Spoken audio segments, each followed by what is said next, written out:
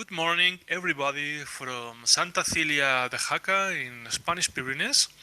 Welcome to the last race of uh, Sailplane Grand Prix. It's just about 2 minutes left to start the race, and we are right now in a very interesting situation. With we have to say that Fridolin Hauser and Thomas Gosner are all together with 23 points, closely followed by John Gatfield, 21 points, just 2 points behind, and our Spanish pilot Alvaro Rodriguez with glider with less performance, with an ASW 20, is 2 points to John Gatfield with 19 points, and then Jürgen Wenzel with 16. Within these 5 pilots will be the two top positions that classify for the finals for this year's final at Chile. It's very interesting, and now just 45 seconds left to start the race. We can see that all the pilots are going down to the altitude limit of 1,700 meters, which is the top altitude where they can pass the start line. And at the top of the race, the closest pilots to the start line are Thomas Gosner, John Gatfield, Yankee Oscar, and Fridolin Hauser, Hotel Quebec. These are the 3 pilots that are fighting the most for the 2 top positions.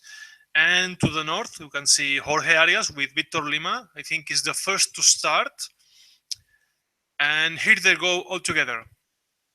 It will be very interesting to see what the pilots at the top will do. Maybe they will mark one to each other. For sure, Thomas Gosner with Fridolin Hauser and John Gatfield, and we will see what happens, because other pilots may try another options to win the race, and maybe Aldo or Jürgen try another option to climb positions in the overall classification and get one of the 2 places that take you to Chile. We are a little bit sad because Silverio de la Rosa had an landing yesterday and broke a connection between the flap and aileron. It will be repaired in 2 days, but today he cannot fly. But John Gatfield is feeling better with the pain he had at his back, and he is fighting for winning the whole championship. Okay, as you know, with sailings, today's sailings are about 2,400, 500 meters, and as they have to go down to 1,700, the first thing they have to do, and you can see right now, is going to the first thermal, to the mountains of the north, just after the start line. And it will be very interesting, Angel, to see the climb ratio of this first thermal, to see if this is good or not. And meanwhile, we can see that the strategy fight has begun. Hotel Quebec, Fridolin Hauser didn't go to the thermal. He's going straight to the first point, which is Yebra de Bassa, which is 38 kilometers from the start line. We have to say that 2 and 3 days ago, there was a lot of rain, a lot of storms, so the landable places of the Valle Jaca are still wet and with some mud. So that's why Serge Leclerc did so well to put the task in the middle of the valley, so if a pilot gets low, he can come back to the airfield and not get into the mud of a field. Okay, as we were saying, we say that Fridolin Hauser is going straight to Yebra de Basa point. He's climbing right now. We don't know if it is a pull-up or has found the thermal. And meanwhile, we could see the whole group climbing. They are climbing to about more than 1,800 meters. And Jürgen Wenzel, who is the fifth pilot of the overall classification, he will also try to do his best.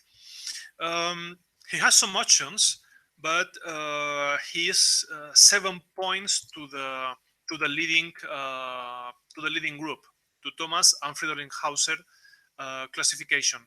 It's important to say that today is the last day, the last race, and that's why the winner of the day will have an extra point, a bonus point. So he will have not 10 points but 11. And in this overall classification that they are so close, it will be very important. We think one of the most important moments will be when they try to go on final glide. It will be very important to have an accurate decision, because if they stay too much in the last thermal, they will be slower than the other ones. But if they leave the last thermal too short of time, maybe they will not arrive the airfield. It will be very interesting. Okay, we can see now Friedrich Hauser is climbing very well. We can see at the bottom of the screen it's 3 meters, a 3 meters vario. Okay, he's the first at the east, going to the eastern point, and a part of it we can see that the local pilot Cliff Mansfield is 28 kilometers. He's very close to Friedrich Hauser, and meanwhile the other group was climbing. So now we think that Friedrich Hauser will act marking the thermal for the other group. Meanwhile, we want to say hello to Ángel Casado, to Roland, and to Serge Leclerc, who are here looking at the race and will also make their comments. So, Roland, what do you think of today's race? The weather is good, except in the south part of the airfield, where to the first turn point and to the second turn point, there are now a lot of clouds, and there seems to be rain coming from this part. So the pilots have to turn as quickly as possible at the first turn point if they want to come back. For the time being, you can see that all the pilots are again, all the leaders of the ranking are now again together. The highest is Jorge Arias, Victor Lima, 2,200 meters. Fridolin Hauser has been catched up and is now only at 2,000 meters. He's 200 meters lower, but it's still nothing decisive in this race. Thank you very much, Roland. So, Angel, what is your opinion about today's task? Today is going to be the critical race. Everything is still not decided, so the performance of the pilots today is going to be making the difference between the people that will go to Chile and the people that unfortunately we cannot go, because only 2 pilots will classify on this round of the Sail Grand Prix 2017 here in Santa Cilia. The task is not a big task. It's only 231 kilometers, so it's going to be a relative short task, 2 hours and a half, something like that. Okay, and any mistake that they made, okay, will not be able to recover. So the trick or the strategy is to maintaining always in a good situation, the right attitude, and also looking for the right companions to go there. Thank you very much, Angel. And meanwhile, we can see they are arriving to, well, they have still some kilometers. These 2 points you are seeing at the screen, they are intermediate points. They will go on to the Yebra de Basa, to the eastern point. And here we have the contest director, Serge Leclerc. Serge, what are your expectations for today? As I said, the condition is very good, and I was thinking the speed will be very high, and but some clouds are arriving by the south. There is no problem to turn the task, but it's possible they change the expecting speed, and there is a point to the south, just below the big cloud. I, we will see. It's again, as every day, it's interesting. Thank you very much, Serge.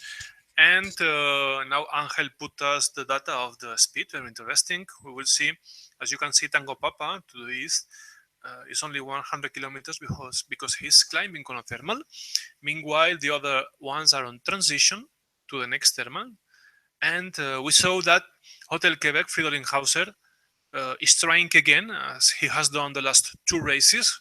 He's making his race, not stopping for other pilots, not flying with other pilots. And it's a little risky tactic, because if you get low, if you get stuck, maybe you don't have help from other pilots that are flying close to you. And as my friends and companions here told you before, it's important in the daylight today not getting low, not getting stuck, because the middle of the valley is very wet. Now they are over the first step. In Spanish we say primer escalón, the first step of the mountains that gets you to the whole Pyrenees. These are rocky mountains, not much forest. So I think they are the drier zones, so they could be some thermals. And we were looking that John Gatfield was a little bit at the back of the following group. He has recovered some altitude, but he's not with the leading group. At the leading group, we can see Hotel Quebec Fridolin. He wants to win. He has done so well. Some days ago, we saw that Jürgen Wenzel, Oscar Sierra, tried the same tactics, trying going alone through the middle of the valley, but it didn't work well for him. He got stuck, got very low, and finally had to land at Santa Cilia de Jaca airfield.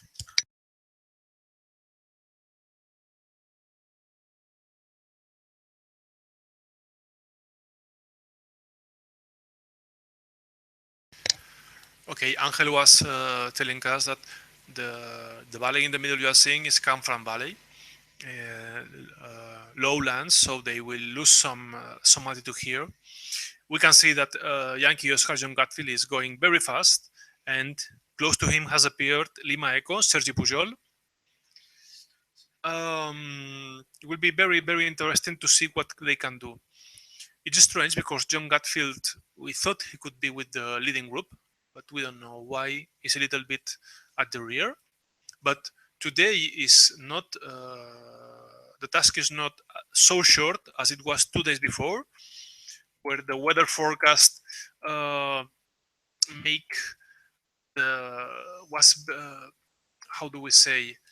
that the task was a compromise. The important thing was that the task could be made.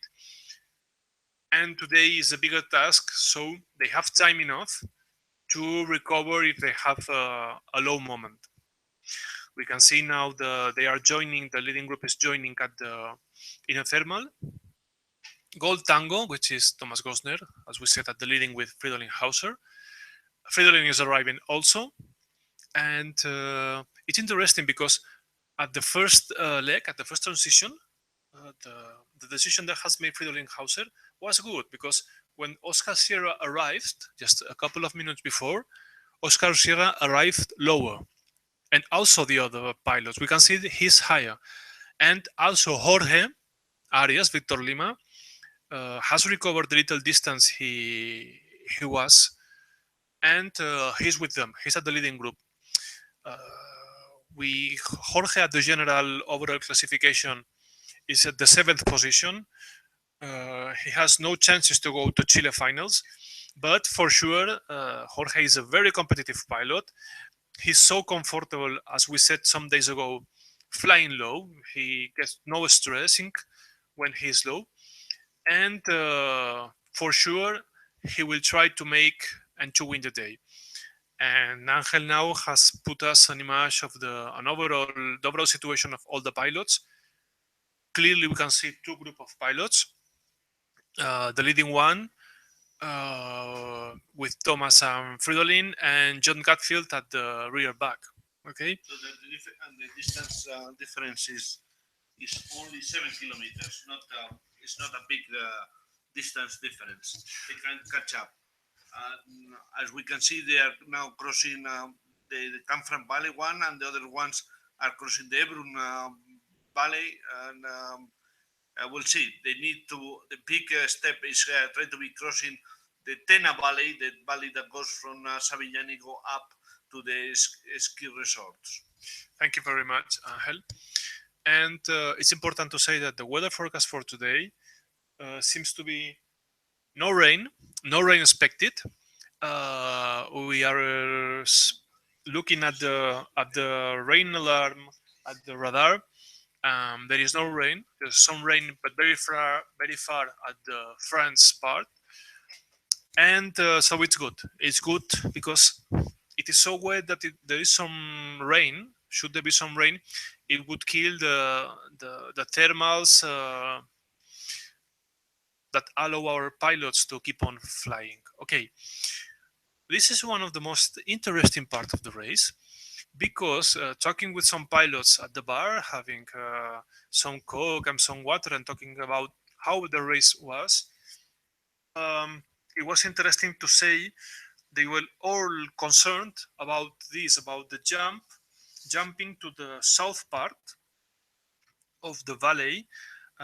It's points 1 Yebra de Bassa, second point Latre, which is 18 kilometers to the south, and then going back again to the north to Isin, which is 23.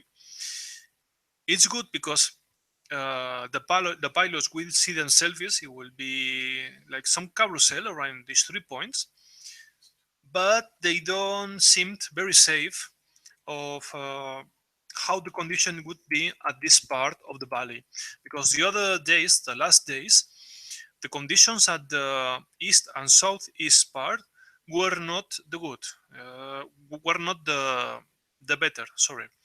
It will be interesting how they work if someone tries to go alone and risks, and Fridolin Hauser has made some minutes before, or if they go in group. By the way, we can see that they have joined Victor Lima and Fridolin Hauser and Thomas Gosner and Aldo are going all 4 together with the same altitude. Interesting.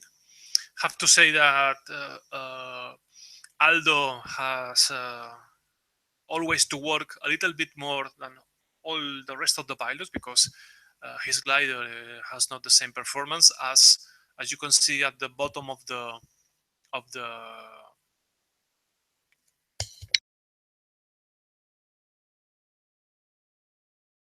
scoreboard to the left. Sorry, Clive has a flying glider with less performance. So if you see them fighting with the top pilots and top gliders, you have to know that they have to try and fight more to stay at the lead. Okay, we will see. We'll see now. They keep on flying all 4 together. Very strange again to see John Gatfield 3 kilometers before, but he can come back for sure. He will come back for sure. Last 2 days he was also had a low point, but he recovered and he almost won 2 days ago. Fridolin with Aldo and Victor Lima, Jorge Arias at the leading point. I think Jorge Arias has some extra motivation because yesterday his family came here with Cilia, his wife, and 3 little children. And I think Jorge today will be a very good race. He will make it. We start to see now the Tena Valley. Before crossing the Tena Valley, that is a relative wide valley, they need to get more altitude, otherwise they will be reaching a difficult situation at the other side of the valley. We'll see if they stop climbing or they think that they have enough altitude to be crossing the valley. They are at 8 kilometers over the Yebra de Besa, that is the Basa, that is the turning point, and is in the other side of the valley, nearby of some of the antennas where we have installed some of these OGN stations. Thank you very much. Yes, I agree with Angel. I think you can see at the right part of the screen the wide and big valley, and I think right now they are passing some slopes, and maybe they will try to climb here. We don't know if they will do it or not, but it's a good point to climb. Or maybe expecting to get the dynamic support on the other side of the valley. That is the strategy to follow. Okay, we have lost the signal of some pilots. Angel, we could go to John, who is no, it's back. It's back. Okay. Oh, see, John is going through the south part. Has taken the southern part of the southern route. We will see if it's good or not. And Jorge Arias is arriving just 4 kilometers left to arrive to the first point of Yebra de Basa. It's important. Yebra de Basa is very close to Sabiñánigo city, and to the north we will see there is a big mountain. Well, it's full of vultures nests, and sometimes you arrive there. It has some very nice rocks, and sometimes you arrive there, and when you catch the thermal, there are a lot of vultures jumping over you. Miguel Gruchaga, a local pilot, has always a nice story to talk about it. And you will see if they use it to recover altitude and to go to the southwestern point, which is Latre.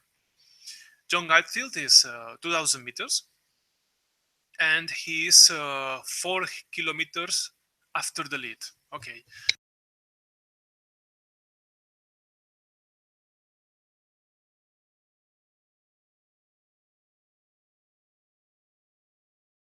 Okay, back again with the north group.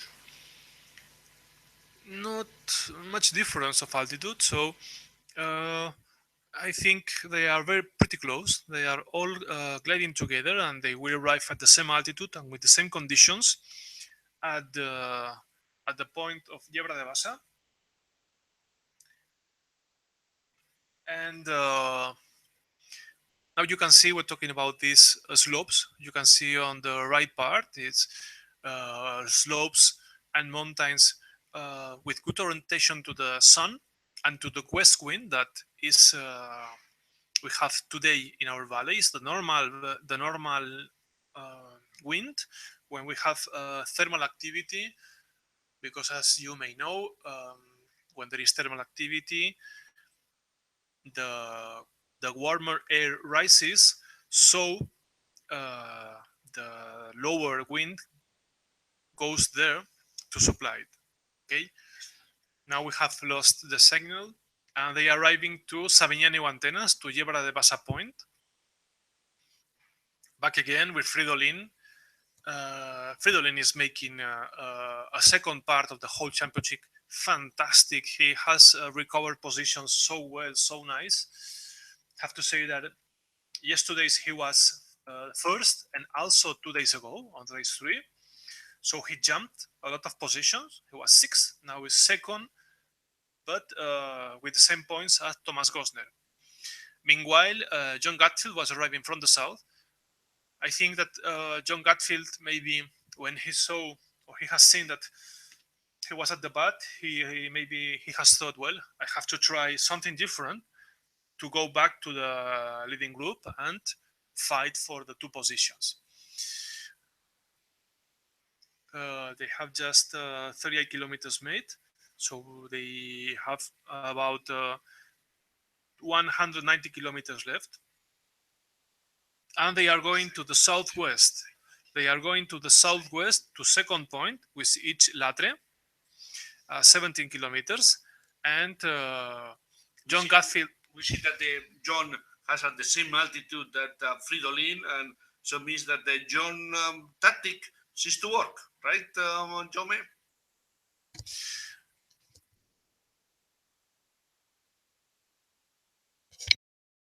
Sorry, yes, it is. It will be interesting if they go together or not. It's easy to get stuck at the southern part.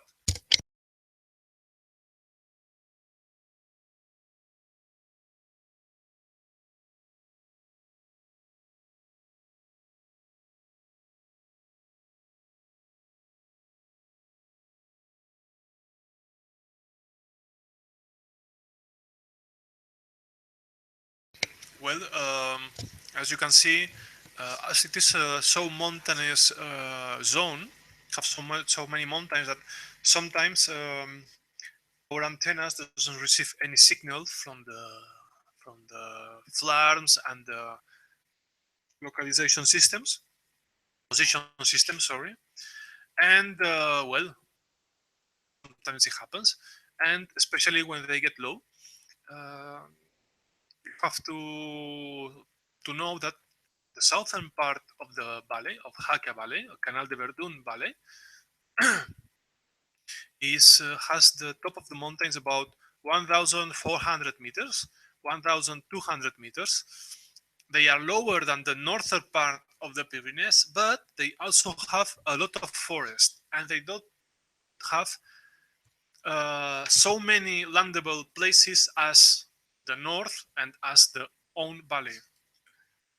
Okay, I think John has recovered distance. Very good news for John. Has to be very proud, John, because has a lot of pain in his back, had problems, serious problems today, and we are very happy he's back again fighting. John has gone to a couple of Sailplane Grand Prix. He's fighting a lot. He's always a very competitive pilot, and we are sure that he's going to fight the best. As the pilots are going to the southern point of Latre, we'll have less signal from them. But we can see that Thomas and John, we have only temporary signals from them. I think they are trying to climb. They have to climb before they go souther. And well, by other system, we can see that some pilots are joining together, that Aldo is joining them. The same altitude, about 1,600 meters, 1,800 meters. But it's important that, well, as we told you, also Victor Lima is back. Victor Lima is going a little bit western, and he's 1,700 meters, and he's going to the southern. Victor Lima Jorge uses to make his own route also, and well, I think he wants to really win the day. You can be for sure that.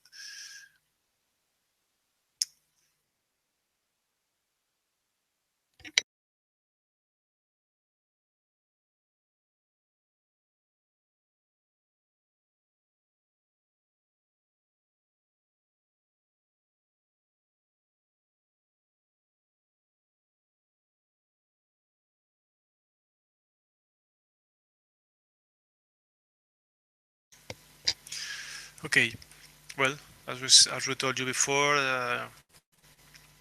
we have some minutes without signal, and with other system, we said that Victor Lima is still going to the south, and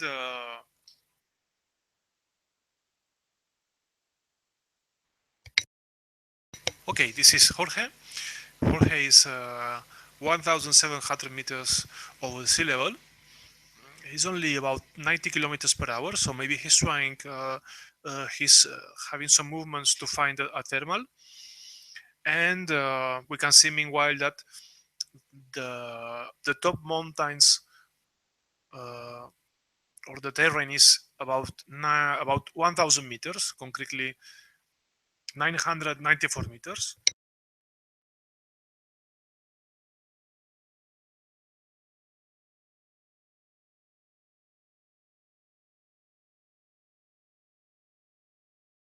Well, if you see the icons of the bottom screen, 1994 is the altitude over the mountains, which is similar to the altitude of the top of the mountains, and it seems to be someone, 3 or 4 pilots circling on a thermal. Here is Delta 425, which is Thomas Gosner. Thomas Gosner is climbing at a rate of about 2 meters per second. Okay, that's a good thermal, and especially at the southern part. Meanwhile, Jorge has gone a little bit western. He decided to go to another place. And with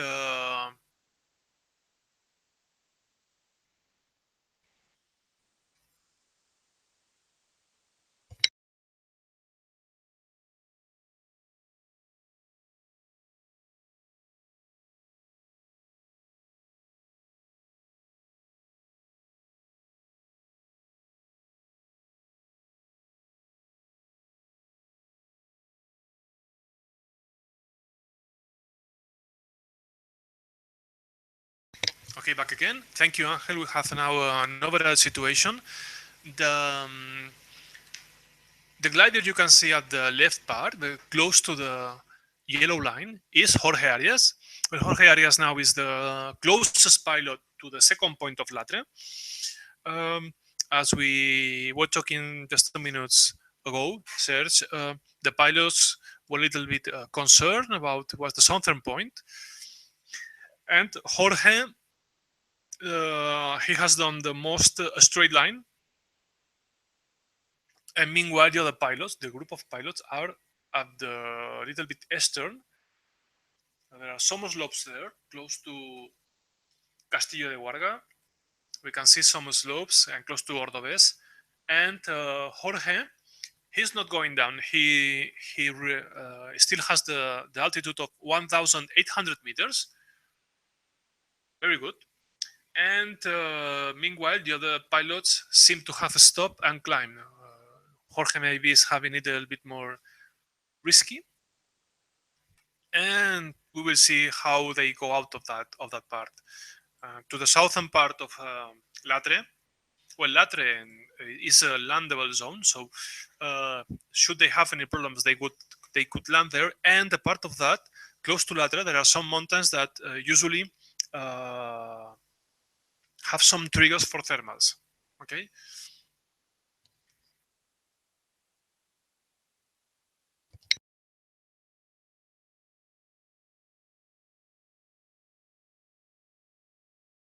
Okay, we can see the group at the east of the latter point, and it's interesting that after they leave the thermals, they can go through a little ridge that is to the south. From Ordovez Point, you can see to Layes and Latre. Maybe they can rely on that, and but Jorge is still climbing there. It's going to the point. We will see. It's the most the part where we have not the pilots are sort of the most uncertain, with the uncertain weather. And we can see Jorge. We have signals again. Jorge has made the point of Latre. Now we'll go to the north, to the third point, which is Isin. It's 23 kilometers. And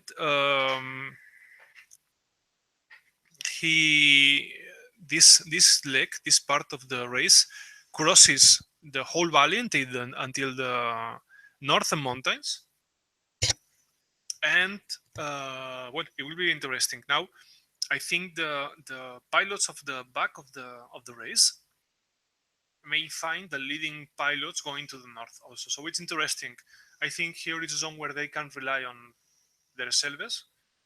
We will see.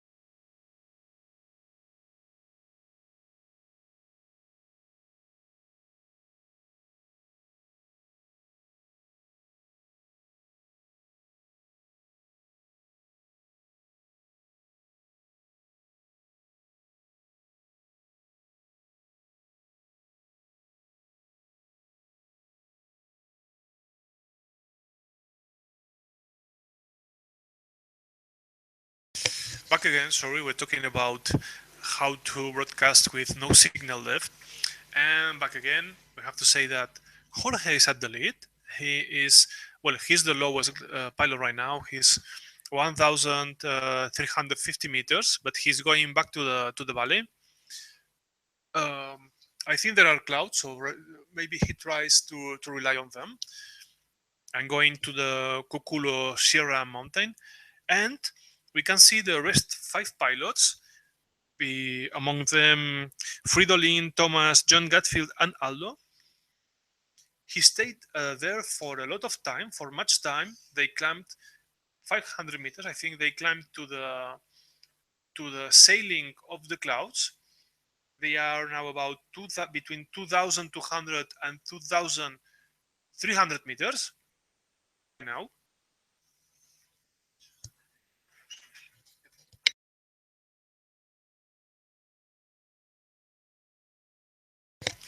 And they are leaving the thermal right now. At the lead is John Gatfield. John Gatfield made extraordinary recovery, going to latter point, and Jorge decided to go on his own. He's low, and we will see if he makes it and recovers. Very nice race.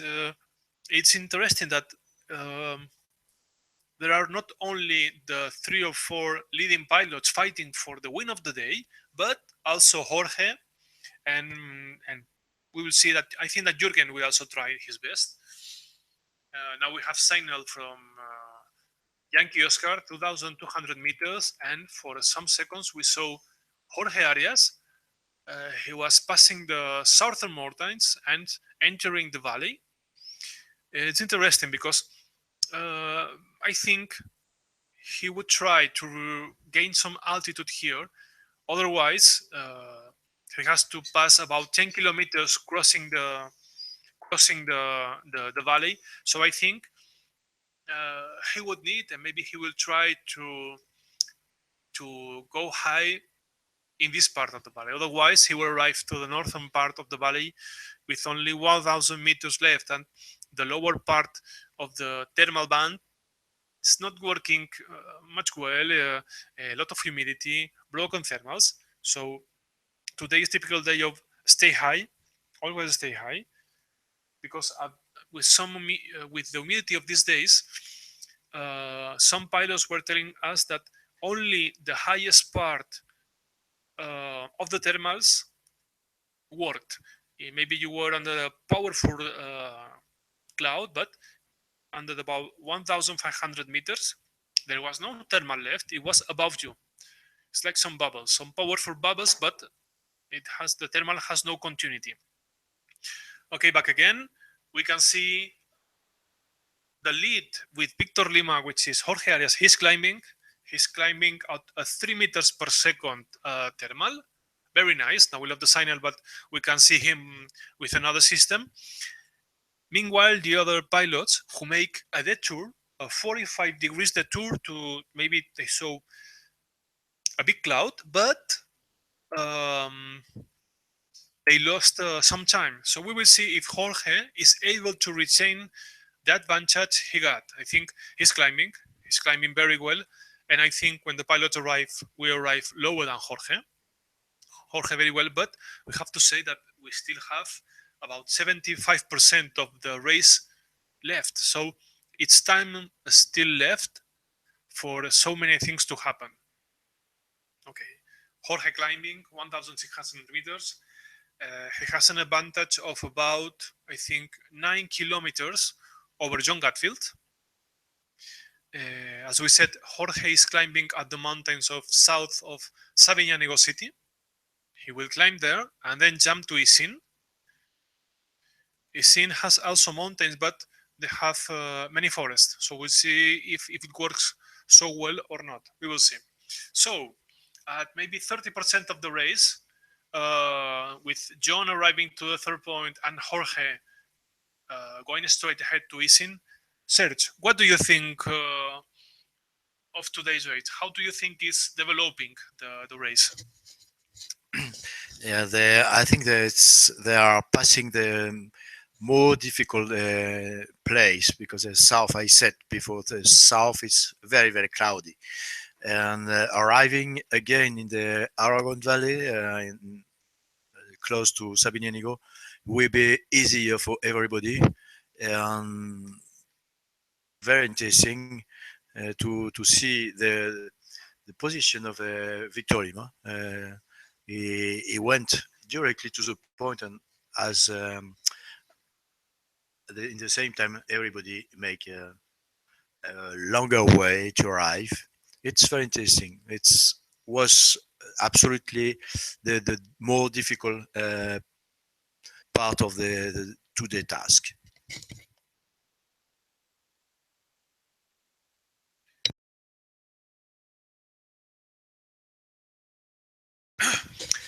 Thank you very much, Serge. And we were asking our friendly Angel to put some more information just to see, to compare what's happening between the two pilots that seem to lead today's race. It's important to say that maybe in the middle of our speech appears a pilot, but it's things that happen when you have signals that go and disappear. Okay, we saw Jorge climbing. Very nice. He's about 1,800 meters. I think he's arriving to the part of the thermal band where the thermal improves. And we can see that the group, the chasing group, is going to ease in. Jorge has gone a little bit easter. I think maybe he has seen a powerful cloud. Meanwhile, the other group is going straight to ease in. Very curious because arriving to second point of Latre, Jorge was the only pilot that went straight ahead to the point. Meanwhile, the main group, made about a detour of about 45, even though 60 degrees. It means there was a powerful cloud. Something was very big was there. But now, going to the easing point, Jorge has to make the detour to the right. Meanwhile, the other pilots, which are higher, because they stopped and they stayed at the cloud until the sailing, they have the altitude to go straight ahead to ease in and jump the valley. Very nice.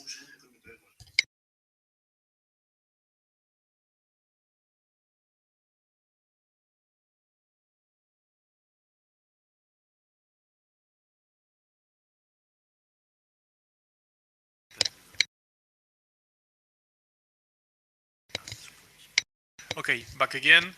We can see that Jorge was climbing, but we have the position for just 2 minutes before, so they seem to be pretty close. Jorge's a little bit to the east, and we will see what happens.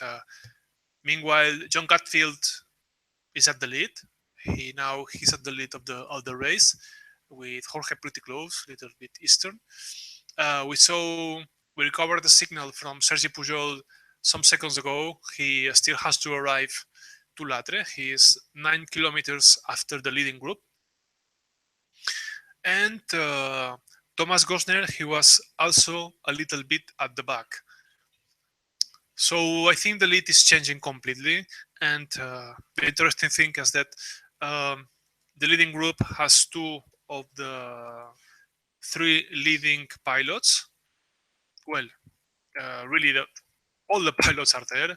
We see John, we recovered Fridolin Hauser, we recovered Thomas Gosner also, and Aldo is a little bit bad, but I think only 1 kilometer or 2. And the good thing for Aldo is that when the leading group arrives to the next thermal, to the next cloud, they have to center, they have to look for the center of the thermal, but when Aldo arrives at a similar altitude, they will have the thermal center for him.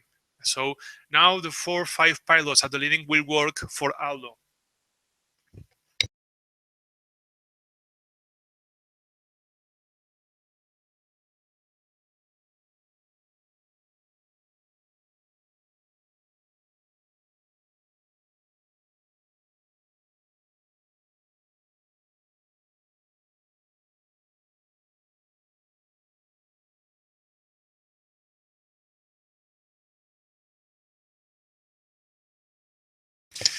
Now, Roland was telling us, interesting, that Hotel Quebec and Thomas Gosner are about, well, in fact, Fridolin Hauser is about 1,800 meters. He's between 2 and 300 meters higher than John Gatfield and Thomas Gosner. So he's taking control. He's controlling the pilots in front of him. Very interesting. You can see now John Gatfield is in front of him, but in fact, Fridolin Hauser is at the lead. Yankee Oscar now seems to climb very well. Seems to looking for a thermal. And meanwhile, we don't know what's happening with Jorge Arias because we don't have the signal from him for 5 minutes.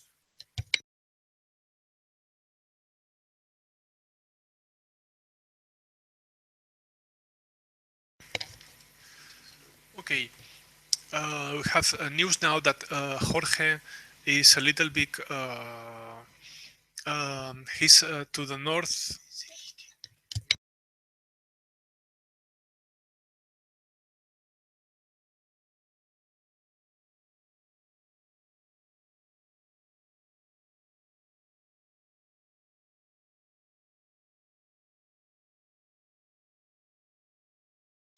Okay, back again. Jorge Arias.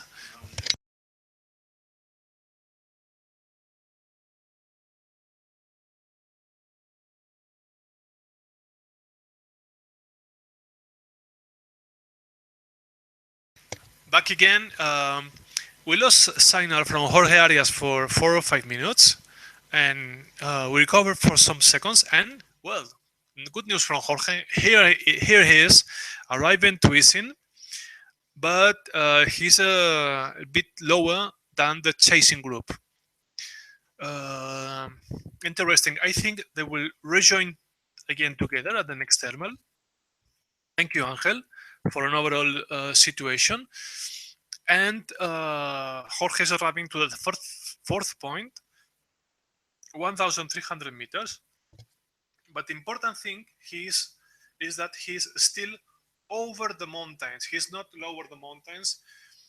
So he doesn't have to make a ridge slope. I think he will be able to go and took the thermals that trigger that mountains. And meanwhile, Aldo Rodriguez, he stopped at the southern part of the valley. And now we have to say that by the moment we have about 140 kilometers left of the task. So interesting because the leading pilots are changing continuously. So at the moment, Roland, in your opinion, what do you think? How do you think is the race going? It's very interesting to see the fight between Hotel Quebec and Yankee Oscar because both are in the lead with the same number of points at the overall ranking. For the time being, Hotel Quebec is a little bit closer than John Gatfield, is 4 kilometers ahead from him for joining the point, the turning point in Isin. But Yankee Oscar is now climbing very well. He seems to be higher. He's in 2,000 meters, and Hotel Quebec is only in 1,500. That means Fridolin Hauser is 500 meters lower. So the problem is that the altitude of John Gatfield is very unstable.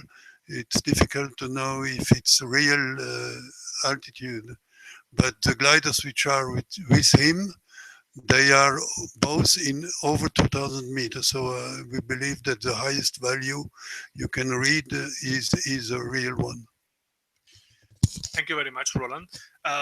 We can see now at the right part of the screen, Gold Tango Yankee Oscar. We can see there is a group of 5 pilots, which is John Gatfield, Thomas Gosner, also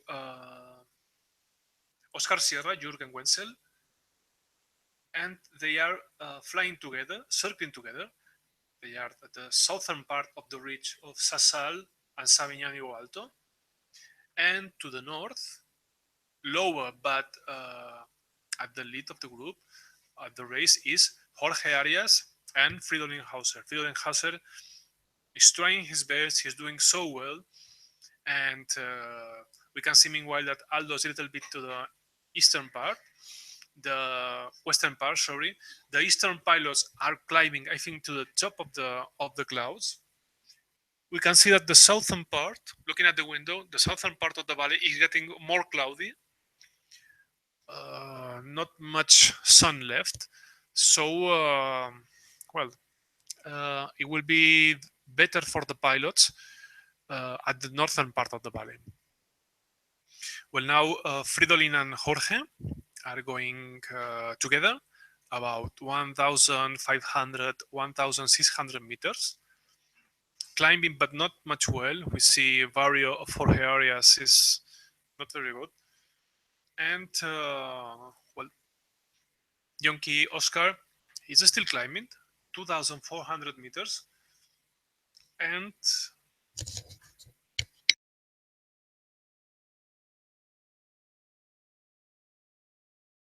yes, arriving to the higher part of the thermal band, and now jumping to Isin, jumping to the fourth point. Now they are in transition, going to the next point and looking for a next thermal in a couple of kilometers. So they are running pretty fast right now. And meanwhile, Jorge Arias has found a thermal. He's climbing a thermal between 1 or 2 meters per second. And I think Fridolin Hauser is doing the same.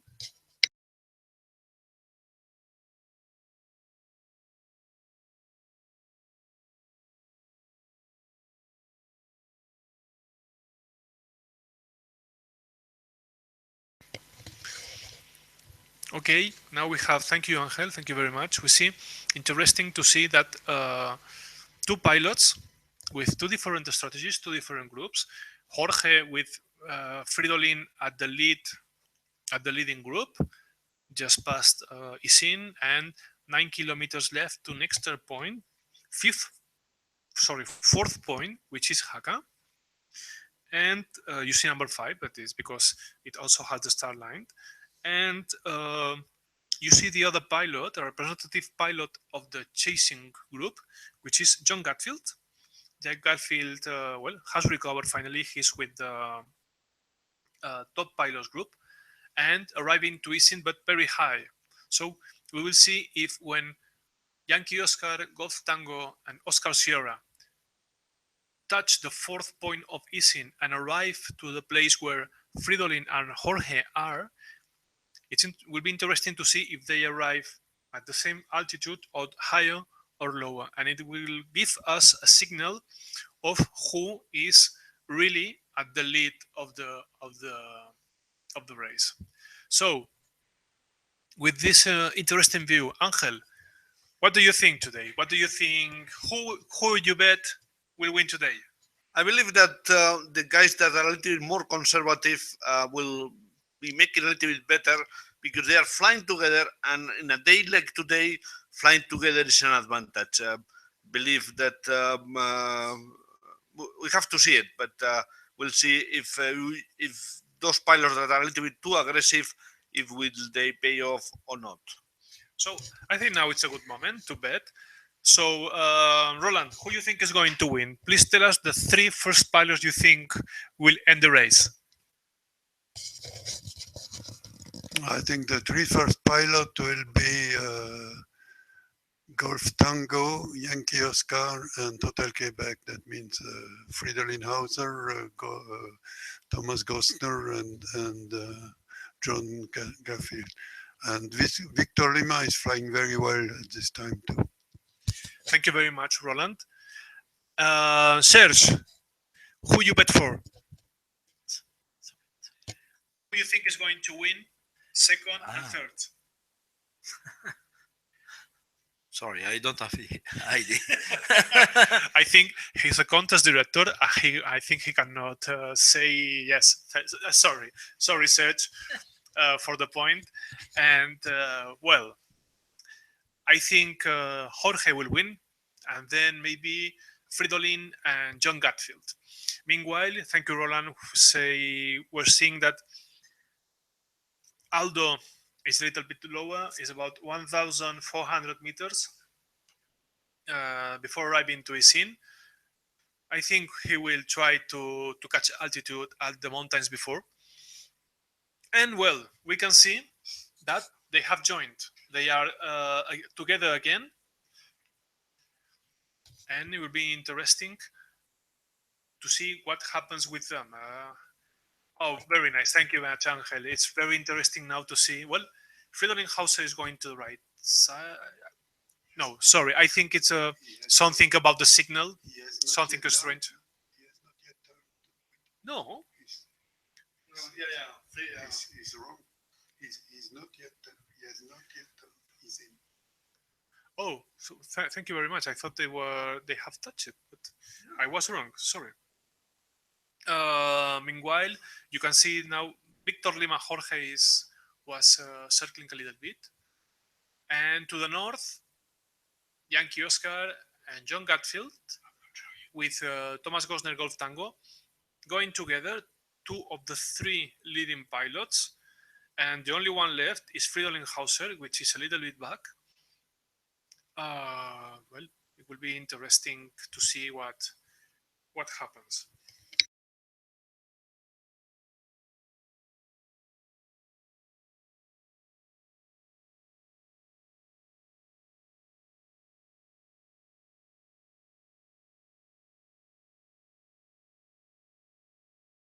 Thank you.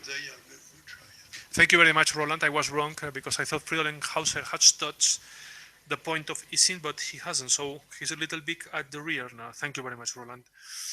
So now the leading group is Yankee Oscar, who, remember, is 2 points from Fridolin and Thomas Gosner.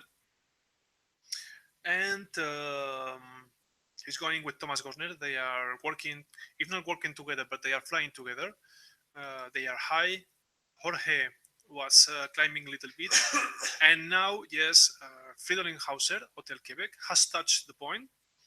And maybe he's going to the place where Jorge Arias was thermaling. Yes, he is. And to the north, we can see that both pilots, Thomas Gosner and Gatfield, are going together.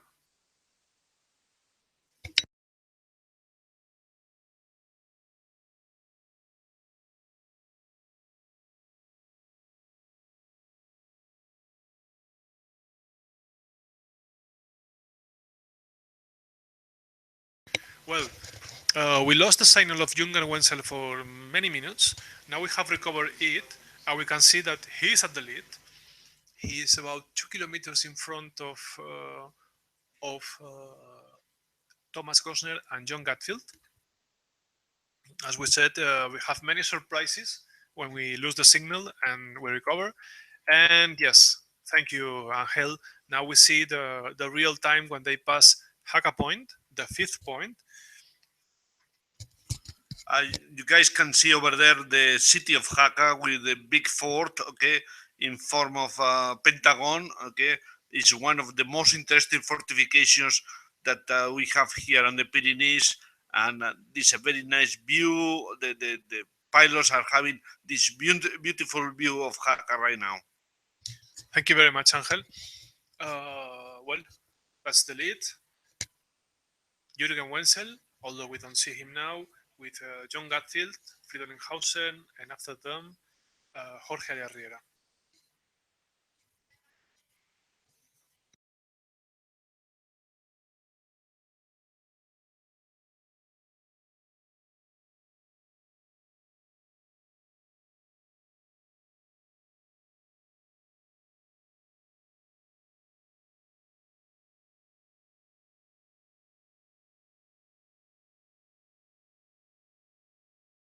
Okay, we asked Angel to have a general view of how the race is going on, and we have lost the signal of many gliders. But arriving to Isin, we can see that Aldo 70 is about 1,500 meters.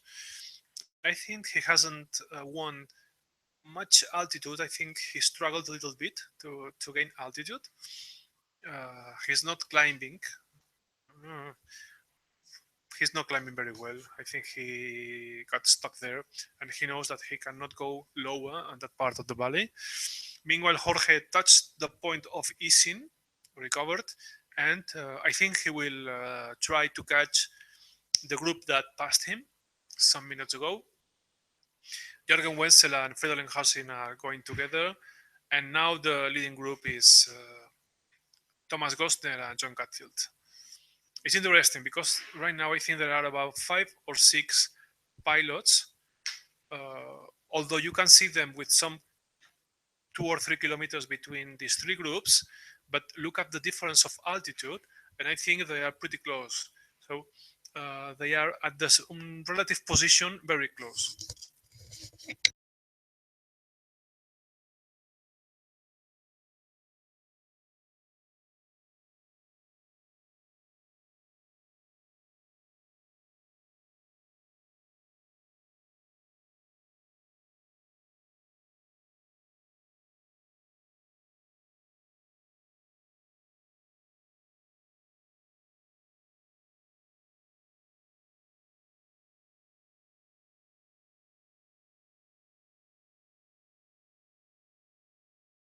Well, now Silverio is back and has told us that Sergi Pujol, Lima Echo, has outlanded at Sabiñánigo field, the landable zone. So I think has no problem. Okay, thank you very much, Silverio.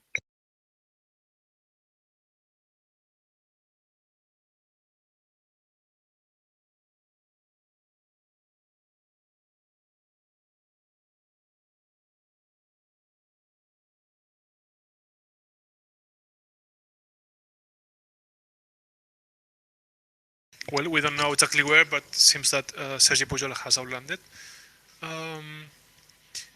Meanwhile, at the left part of the screen, we can see the whole race going on. As we talked before, it's 6 pilots going pretty close, but Aldo is not climbing. Aldo has been there for about 5 to 10 minutes and seems not to climb, so he lost the contact with the leading group.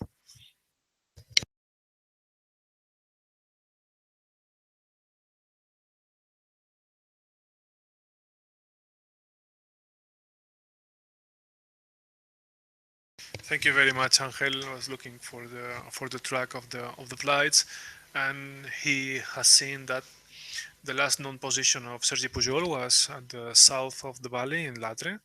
Right now, we don't know. We don't know, have news if everything is right. We hope so. Anyway, Sergi Pujol is instructor, gliding instructor also. He has made many outlandings, very safe pilot, so we can be for sure that everything will be all right. I can confirm you that is at the Latre or nearby the Latre field. We have a track of him on top of the turning point, and the turning point it is a little field over there where they can land. Thank you very much. Well, now it's have to say we're at the middle of the race today. As you can see, is a race a little bit longer than yesterday. We had 1,025 kilometers left. We're at the middle of the race, and well, I think that the conditions are not improving because the sailings are not bigger. They are 2,400 meters.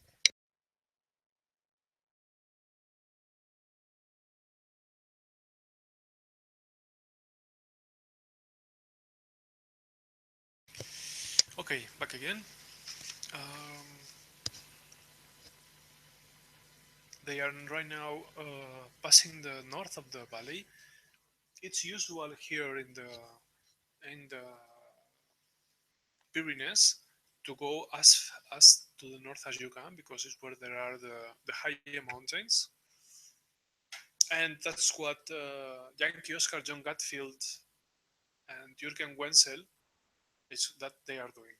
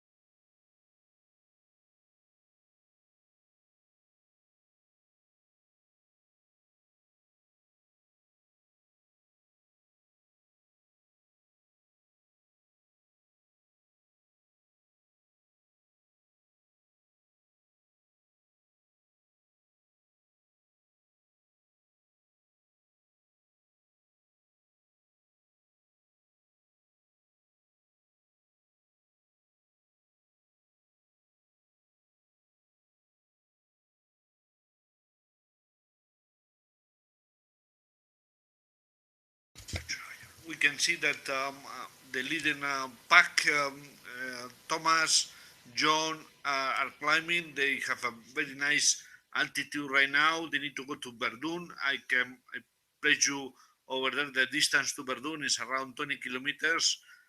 Um, Seems that they are going through what we call the first escalon, the first step, and is usually very good support, very good dynamic support in that area.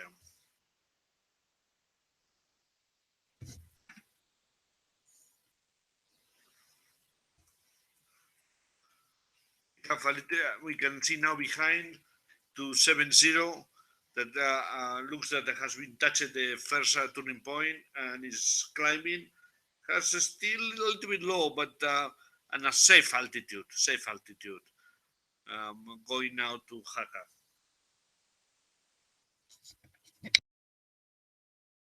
Such, how do you see the development of the race so far for today?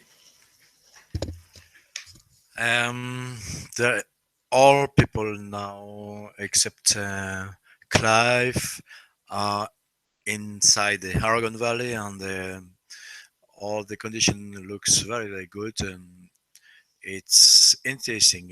We can expect a good speed for the second part of the task, and it's very interesting. There is two groups very close.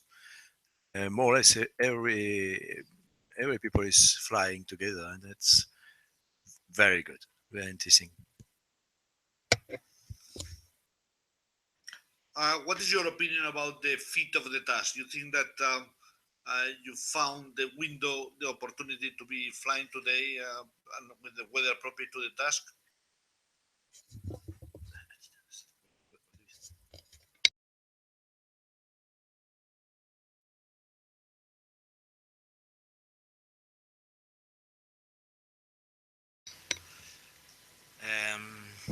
I was not very sure about the condition today.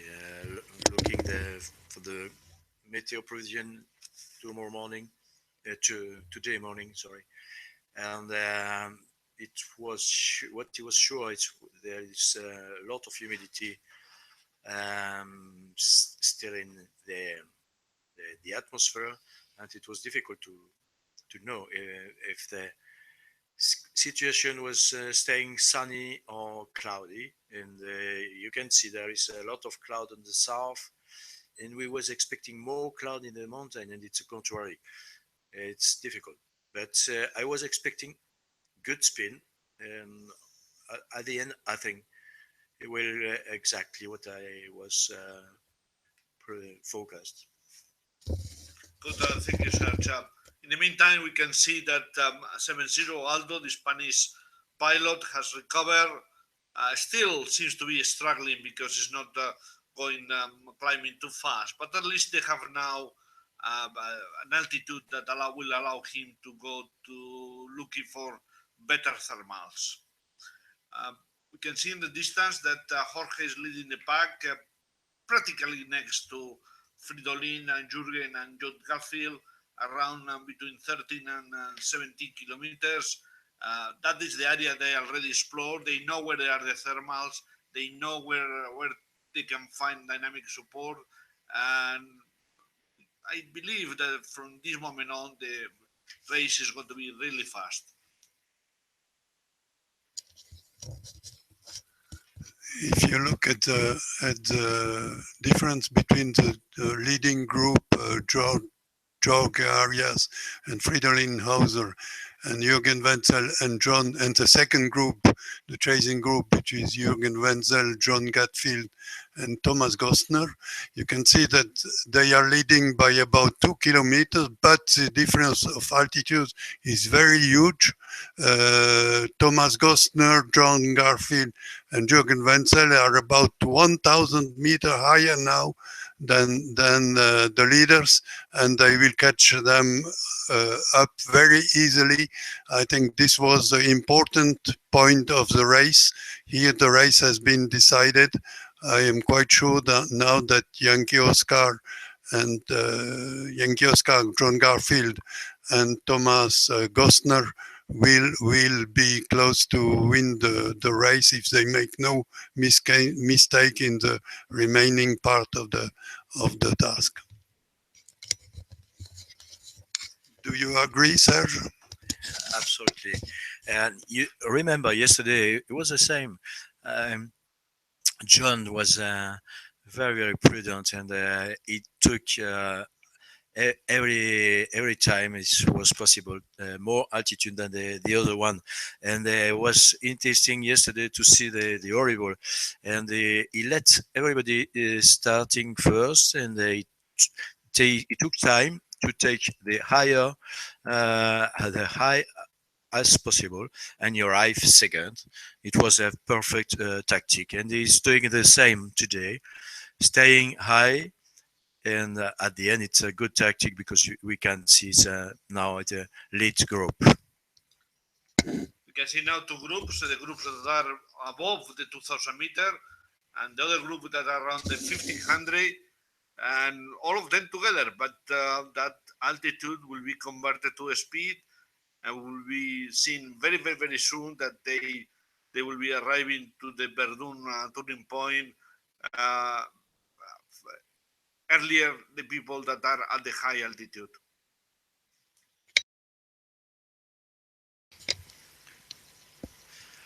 You can see also that it's very today it's very easier to work in a group together. This is a philosophy of the Grand Prix, but you can see with this kind of meteor, the group, the lead group can move really quickly. If you compare for the 70, he's climbing, he's walking alone. And he has difficulties to move, and really really good to see the work they are doing together.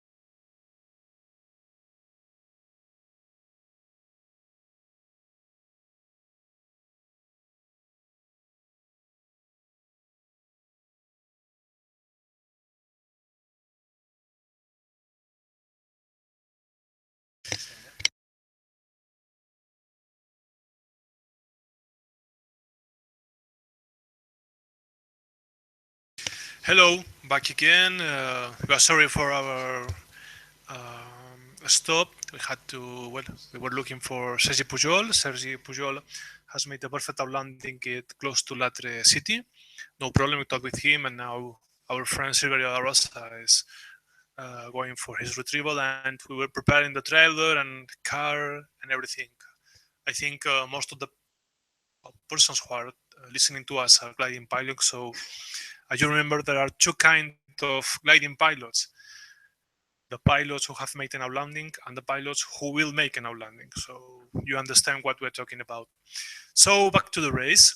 Very interesting what Roland was pointing us, that of the three overall leading pilots, who were Thomas Gosner, um, John Getfield, and Friedrich Hauser, the second and the third are at the leading group with Jürgen Wenzel. Jürgen Wenzel is 7 points from the two first positions. He has few options to be between one of the two first places, but well, he's doing his best flight, and he is making what he has to do, has to make with it, who is what is winning, and let the other pilots fail. So very good for Jürgen. And with the other pilot at the lead, who is Friedrich Hauser. Friedrich Hauser is a little bit back. He is about 1,300 meters, but hasn't still made the point of Verdun. He hasn't arrived. I think he was a little bit stuck. And you can see one of the strategies. If you look at the bottom of your screen, Oscar Sierra is going over the top of the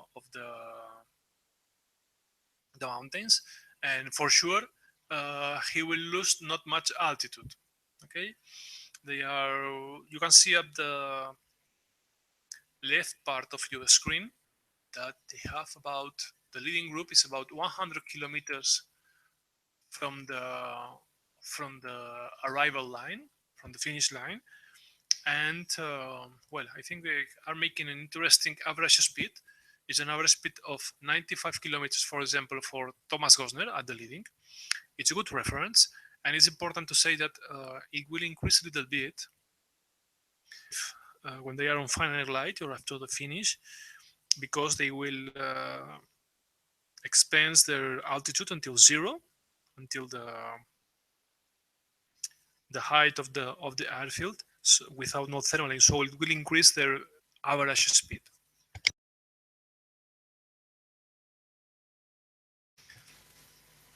And here we can see that are going together Thomas Gosner and John Gatfield. Well, we don't have any news from other pilots. Sergi Pujol landed. Hossein Litim and Cliff Mansfield are very far from the leading group. And Aldo Rodriguez also lost much time. He was with the leading group half an hour, and well, he had problems to climb, and he's now close to Castillo de Jaca and to the north of Jaca, 900 meters, but well, he will cross the other pilots in just a few seconds. John Gatfield is stopping to climb.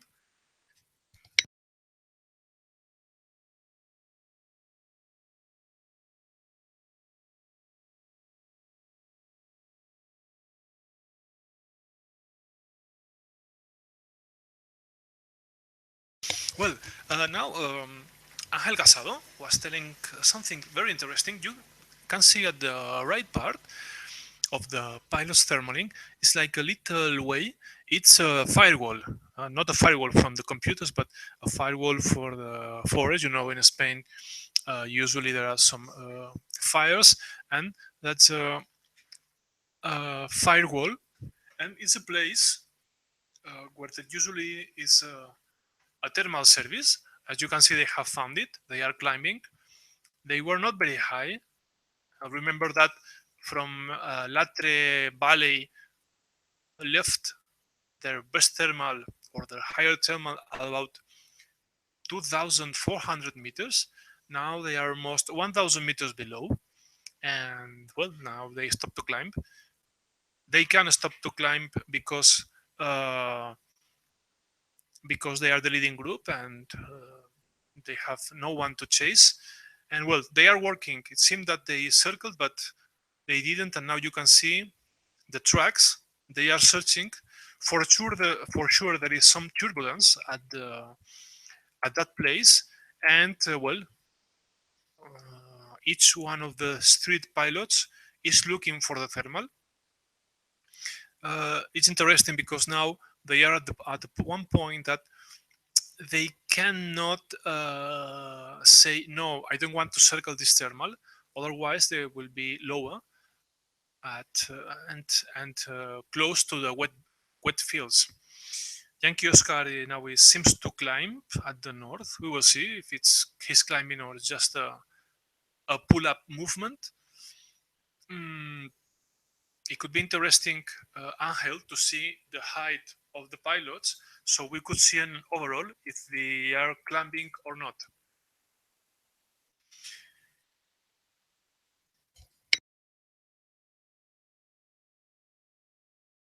Ah, vale.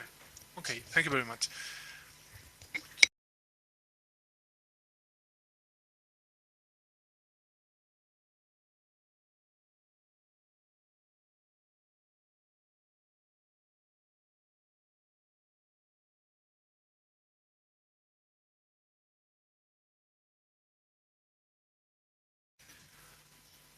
Okay, now we see the rate of climb in meters per second. John Canfield is going a little bit to the north. He has climbed about 80 meters, not much, but he has climbed. Meanwhile, the third, Oscar Cilia Jürgen Wenzel, went to find it to the north. He is about 150 meters lower, and it's important, as we said you before, not to go below the top of the mountains. Otherwise, you cannot circle thermal, and you have to make ridge flying, which means it's in theory not so useful way of fly. It's better always to thermal if you are low. Otherwise, if you are flying at 3,000 meters at the top of the Pyrenees, of course you can go on dynamic on ridge flying. But here you are not very high from the middle of the valley.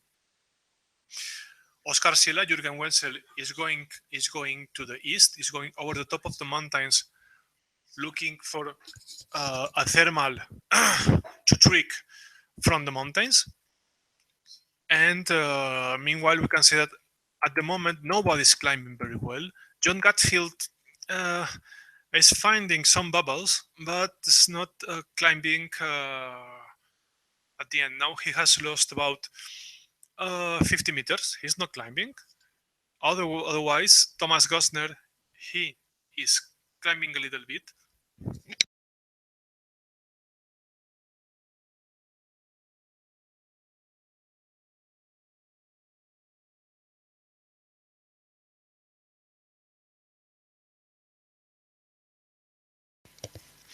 Thank you very much. Angel has put us a general view of the race at the moment. And at the left part of your screen, at the western part, you can see that Hotel Quebec, Fridolin Hauser, the third of the three top pilots, with Jorge Arias, Victor Lima, are going pretty close together. They have not arrived to the Verdun point, but the problem is that they are getting low.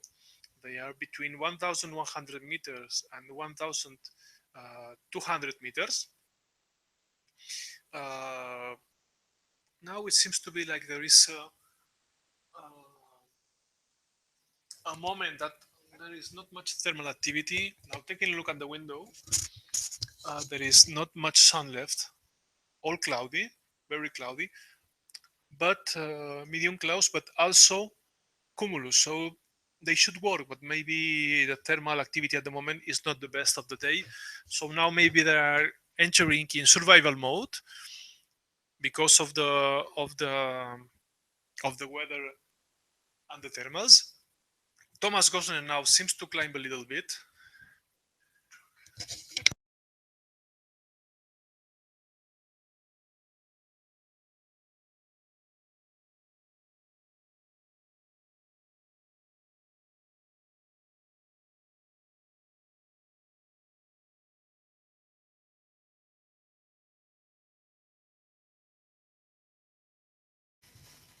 Okay, we are again at the firewall, in Spanish at the cortafuegos zone, where we can see the pilots who are at the leading group: John Gatfield, Yankee Oscar, and Thomas Gosner, Golf Tango. Now they found finally a thermal. Not the best. You see, they are climbing slowly between about 1 meter per second of medium, and uh, Aldo has joined them um, about 50 meters lower, but Aldo still has to go to the western point of Verdun. Well, now it seems that the weather conditions, are are not the best. So, one moment, please.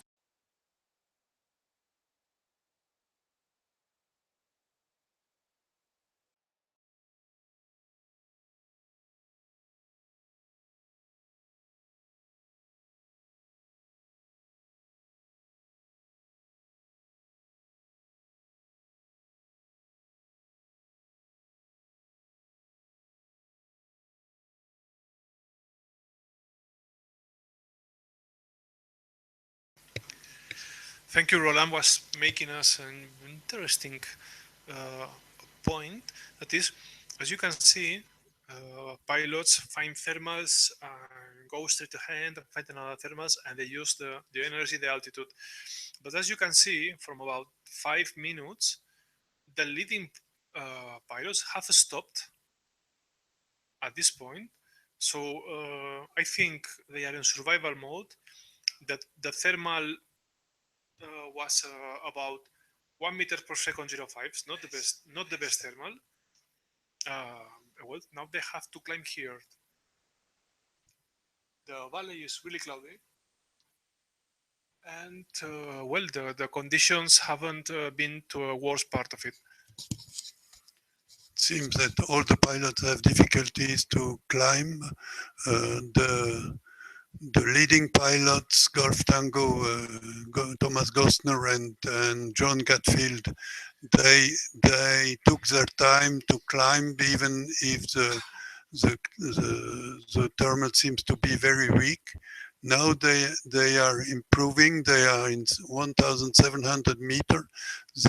They cannot do anything else. They must climb to be able to continue the task. The chasing group with Fridolin Hauser and Jorge Arias have also trouble to climb. They are some kilometers behind, but they are still in 1,200 meters only. That means 500 meters lower than the leaders. Thank you very much, Roland, for the overview of the race. You can see Aldo leaving the thermal to the west, not running too much, and well, it's interesting. It is interesting to see if the clouds disappear a little bit, or if it won't. I told you it's very cloudy. Now we can see no blue sky from here, and no rain expected. But maybe the thermal activity will not be the best. You can see now Golf Tango left the thermal also, going to the east. They have moved and they have taken different ways. It could be interesting, Angel, to make a little out zoom to see both lead pilots what they are doing. Thank you very much. And so interesting. John is going to the south. Meanwhile, Thomas Gosner is going directly to the point of Guasillo. Maybe we have to ask when they land why John is going to the south. And meanwhile, we saw again Jürgen Wenzel, the only pilot who left the firewall thermal to go directly to the point. He seemed to have found a thermal. They are climbing again. it's good. They were altogether about 1,600 meters. And John Gatfield is trying to climb also to the south. He's in the middle of the valley. He's not over mountain, so maybe he saw a good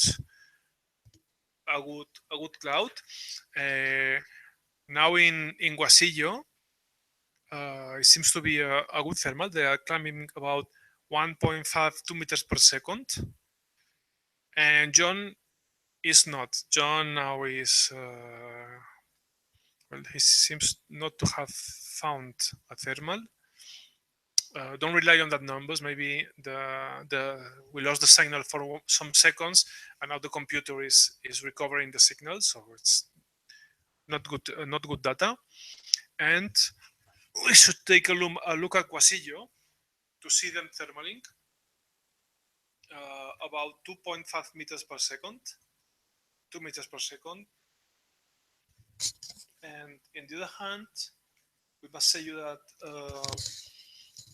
Aldo 70 is at the western part with 1,600 meters, and Victor Lima Jorge Arias is about 1,300 meters with Fridolin. They are not climbing very well. And Thomas Gosner, he is climbing. He's 1,000 meters higher.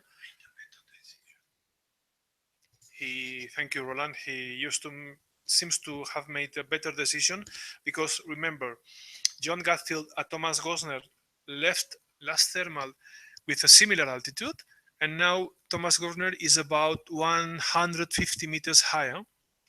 Now John is going to Guasillo Point. Maybe he now is seeing the thermal group. We will see if he's able to take that thermal with them. But anyway, he has lost precious seconds. And important to see that also had joined them Hosin Litim, but still hasn't made the western point. And well, it will be interesting. He's not at the leading race now, Hosim, but it's good to see him, to have data from him, and to see him. He's still flying and making the task. Well, we see now John Gatfield is arriving to the group. He is, well, the difference is about 250 meters. Interesting. There is still almost half of the race left, but it's a good difference. Now Thomas Gosner is leaving the thermal, or just moving to another cell of the thermal. Maybe he saw another place better for climbing, or just didn't want to mark the thermal to John Gatfield. Interesting. You see the track of the three pilots.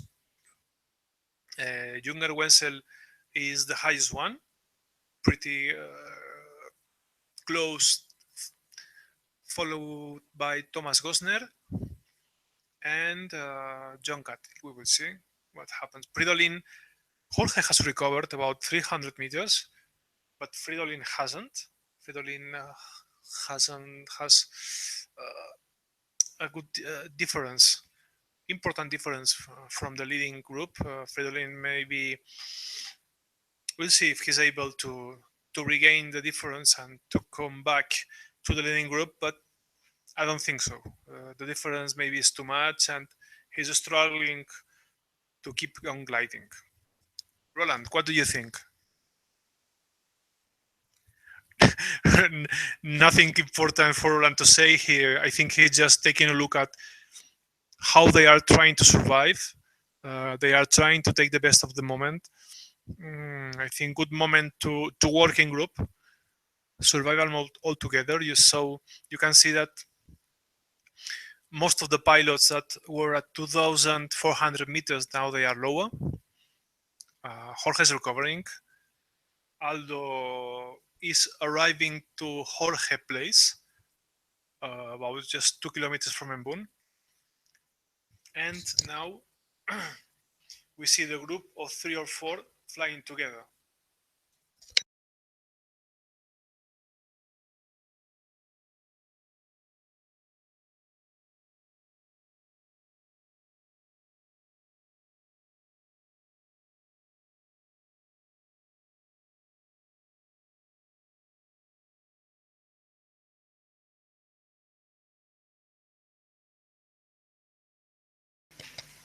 Thank you very much, Roland, for your appreciation.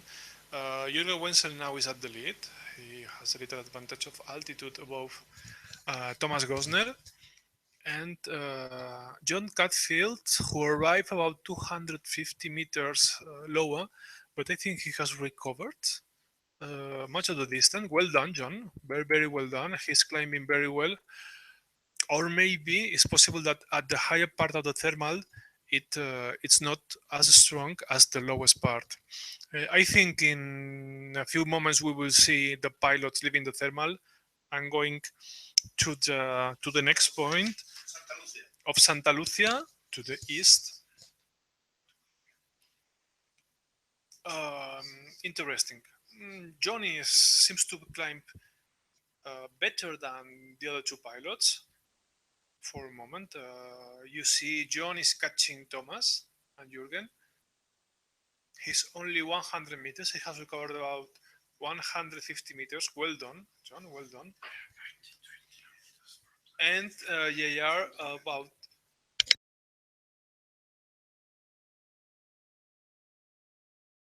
and they are have 93 kilometers left to finish the race.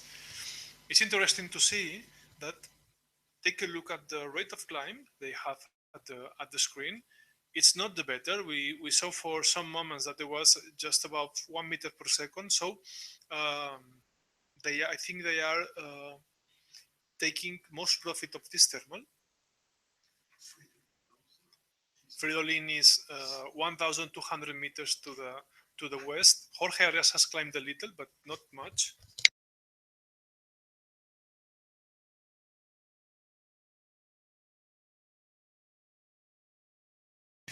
Thank you very much. Angel was telling us that take a look at the track of the thermal link of the pilots. You see it's going from left to right, so pilots are drifting to the east because of the western wind. It's not a very strong wind, but anyway, the wind is making them going a little bit slower. And also, I noticed that now they have the best altitude of the whole day, so around the 2,300 meters. Thank you very much. Look at the pilots. The rate of climb is not very good. So I think well, it will be interesting what happens. Now there are some blue zones here in the middle of the valley.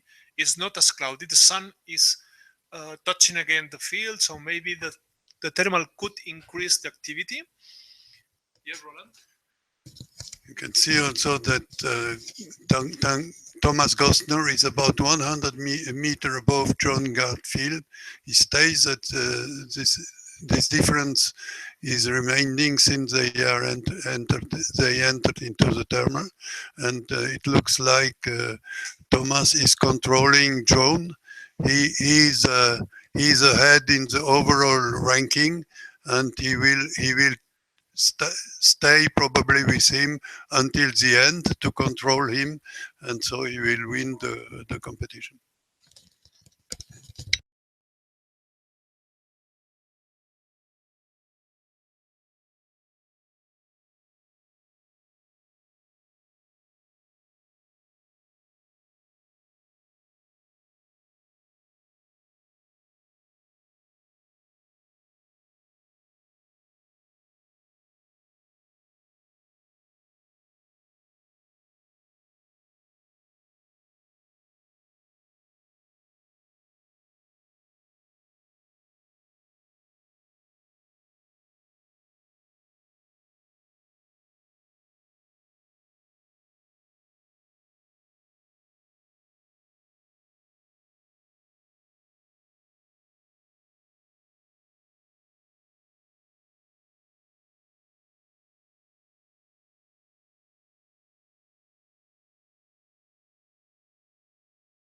Hello, we're back again, back at the thermal. Oscar Sierra, Jürgen Wenzel is leaving the thermal. Meanwhile, Golf Tango and Yankee Oscar, they'll keep on climbing. It's interesting because Jürgen has left the thermal not being the higher one. So we will see. We'll see. Interesting. Interesting.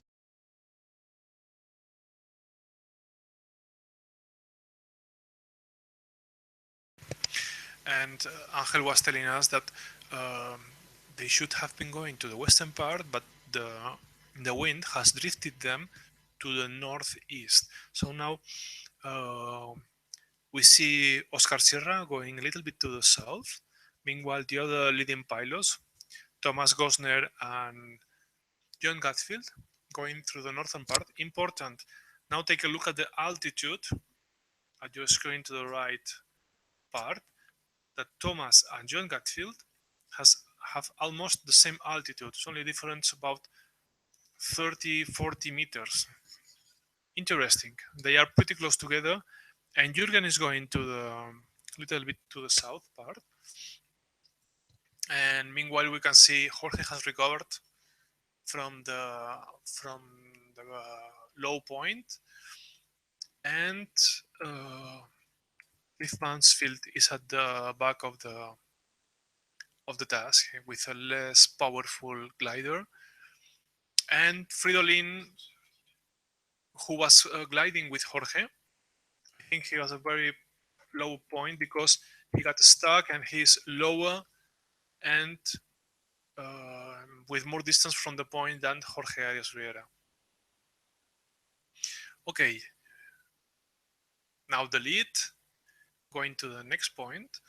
They have about 89 kilometers left from the task, and in front of them they have Jorge Arias. Jorge still has has to go to the point of Guasillo. So he's going eastern, meanwhile the other ones are going to the left. And well, we lost the signal. No, sorry. We see John Gatfield and Thomas Gosner to the north, Oscar Sierra through the south. Interesting to see who arrives first to Santa Cilia. One thing that our friend Adolfo from Airfield told us, there was a difference between the points, and in our printed task we can see Santa Lucia as the 7th point. Meanwhile, at the screen you can see Santa Lucia is the 8th point. It's the same, no problem with the task. Is that sometimes it takes the start as point number 1. Okay, we see the difference between John Gatfield, Thomas Gosner against Jürgen Wenzel at the south. They are climbing a little bit to the north. Meanwhile, Jürgen Wenzel is not climbing, but is not losing much altitude. And Jorge Arias is going to the next point on Guasillo. I think there is a difference of about 15 kilometers between both of them. And to the left part, you see Josim and Aldo about 1,400 meters high.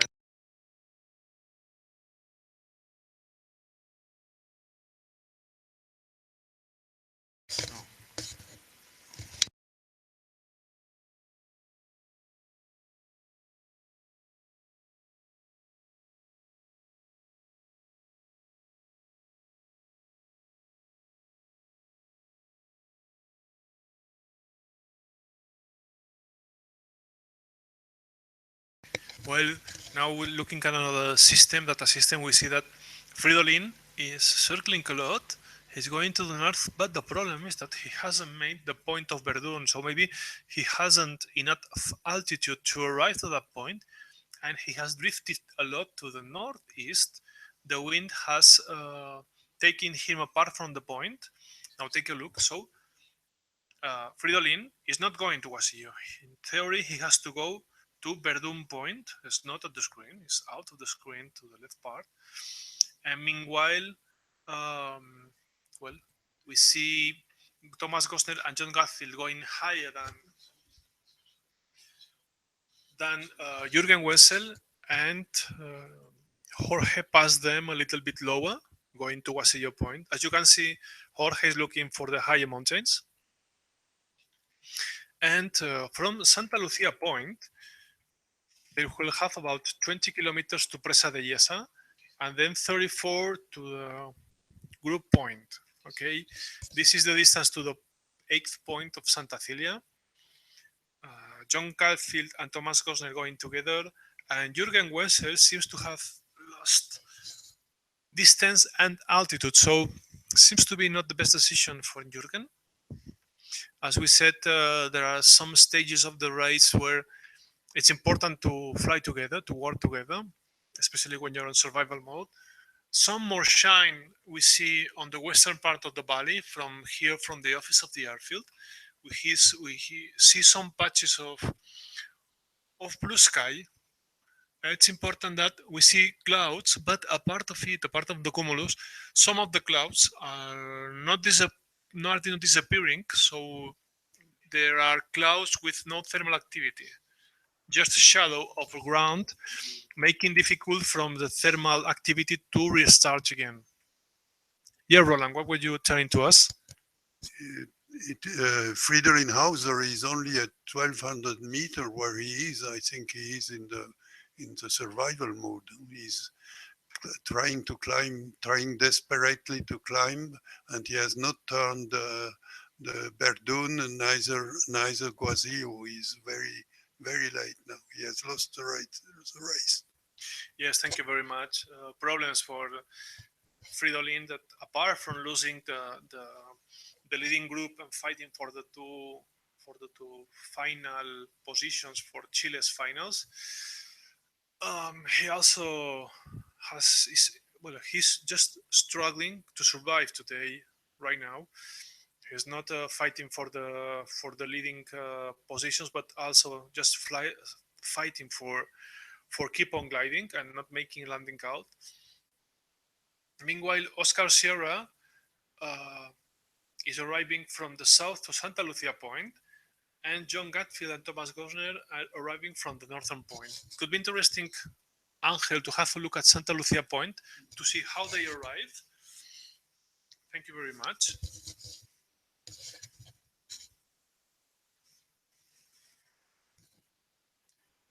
Well, we see now Thomas Gosner and John Gatfield arriving from the north.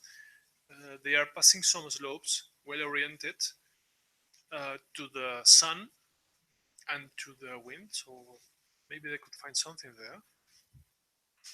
It could be interesting to have less zoom, Angel, so we can see at the point if Jürgen arrives first.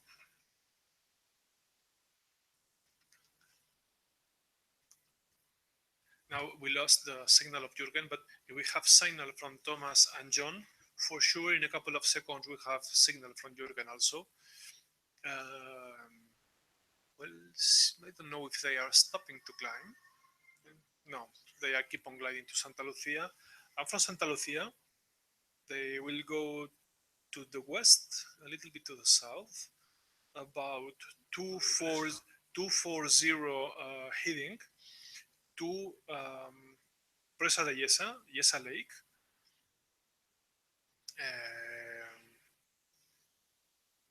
We see Jürgen appearing, but it's a simulation. We don't have real data from Jürgen, but it's he should be in a close position to what the computer is telling us. Thank you very much, Roland. We don't know the altitude of Jürgen. It's interesting to see how he is arriving to join to John and Thomas. And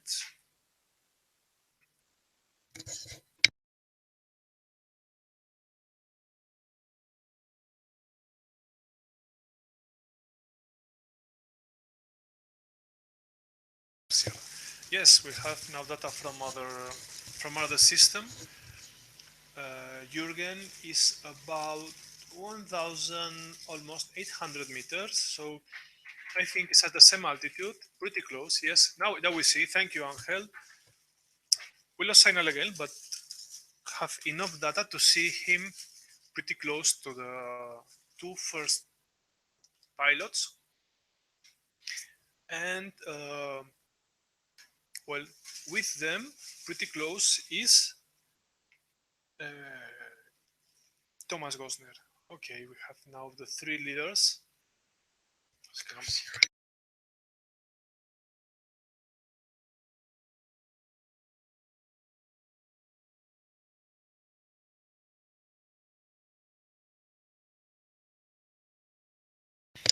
Yes, we have a little trouble now with signals, but we are back again.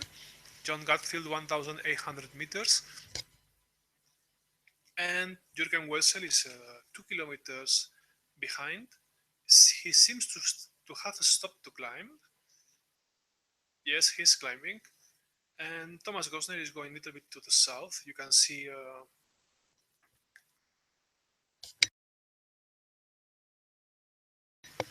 a hill to the south.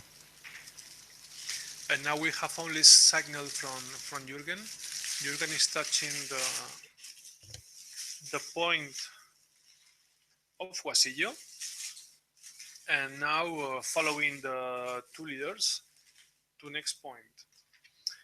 Meanwhile, we must say you that Jorge Arias is about 1,600 meters. He's not recovering too much. And Aldo is 2,000 meters. A little bit to the south, close to Embun Valley. They are making a detour all together. They are making a detour everybody to the north to avoid the flatlands close to the Yesa Valley. Meanwhile, Jürgen Wessel, he definitely has a stop to climb just in Santa Lucia.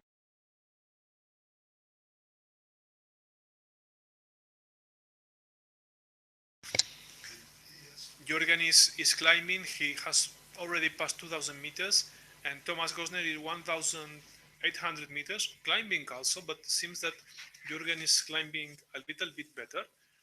And John is not climbing, he's going straight ahead. He's about just 26 kilometers left to Presa de Yesa point, but I think he must stop. He will not do it directly. He should stop to climb. And he's climbing now a little bit more. Interesting, very interesting. As we said, looking at the west, we see medium clouds, cumulus clouds, not dissipating after they stop thermal activity.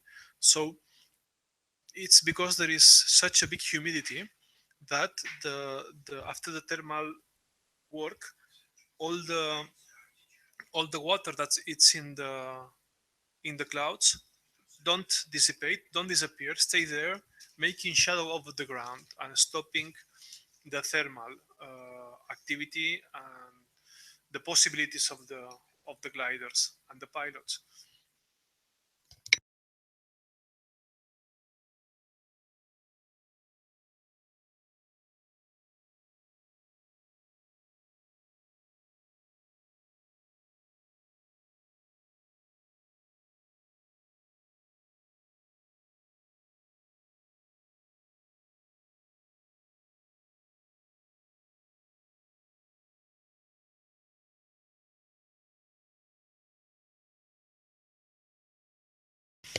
Thank you very much, Roland and Alge were telling us. Take a look at the Jürgen Wessel data below your screen, and you can see that the total distance left is about 68 kilometers, sorry. And it's important to see that Thomas Gosner and John Gatfield, Thomas Gosner and Jürgen were circling together.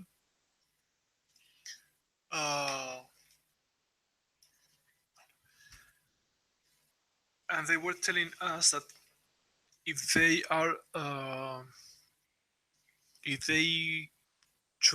climbed to 2,300 meters with that distance left, they would not have to stop in any other thermal. They would do it in final glide.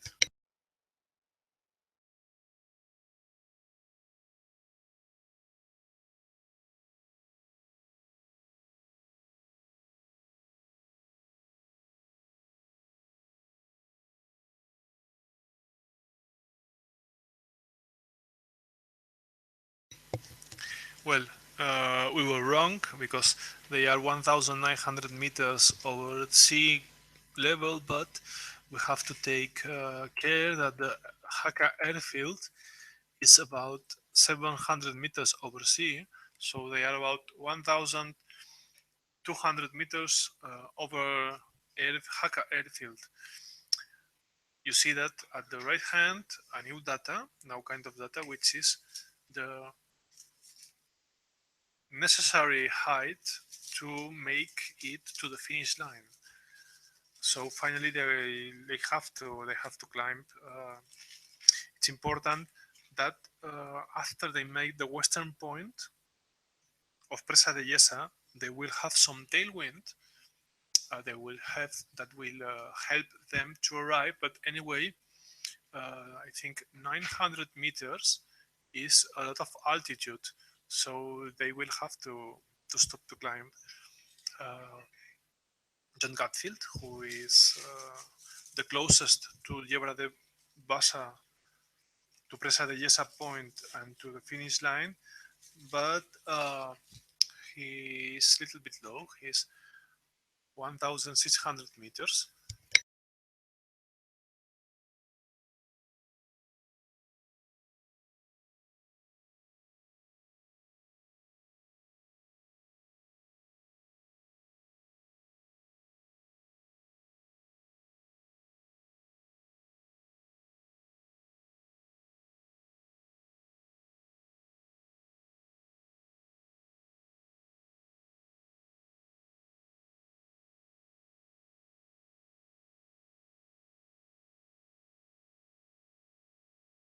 Thank you very much, Angel. Now we see a comparative between the two leading pilots, John Gatfield and Jürgen Wenzel, although Thomas Gosner is very close with Jürgen Wenzel, so Jürgen is a good indication of where Thomas is.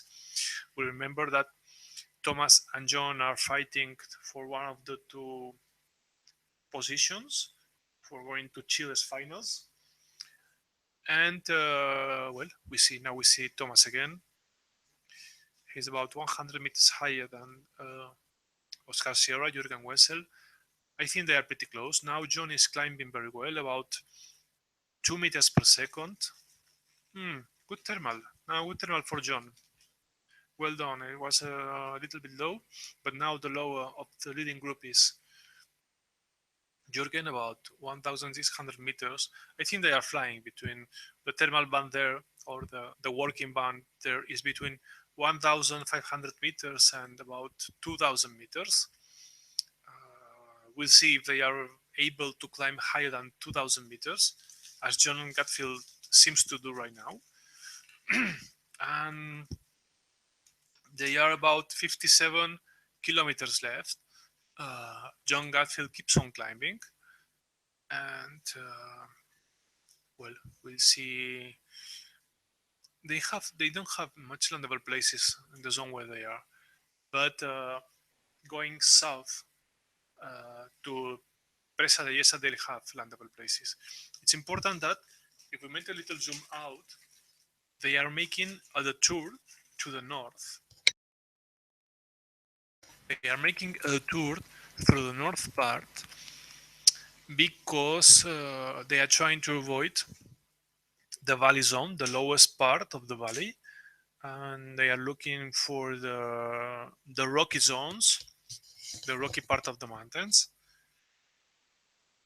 Anyway, we'll see how and at what altitude they arrive to Presa de Yesa point.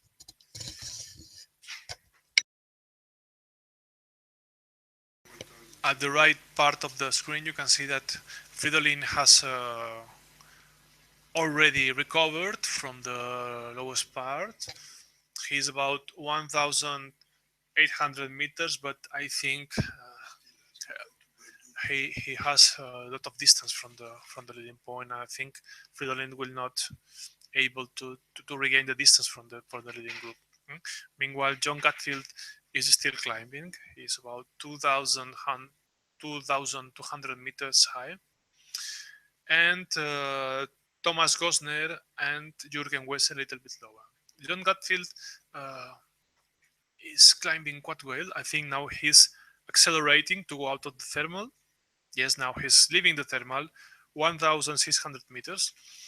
It's important to say that, as you can see, the transition speed between thermal and thermal is not very high.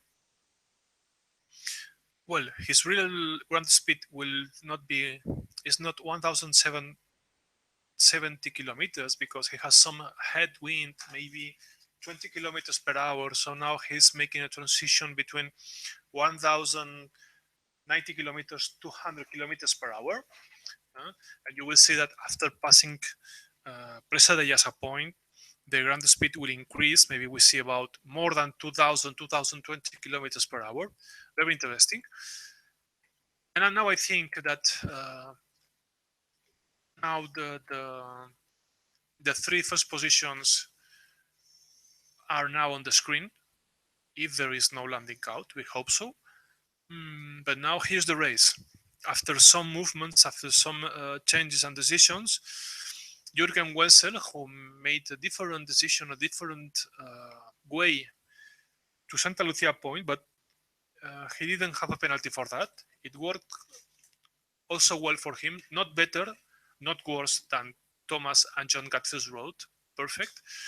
And but I think Jürgen is trying his own way again, not going with the other two pilots.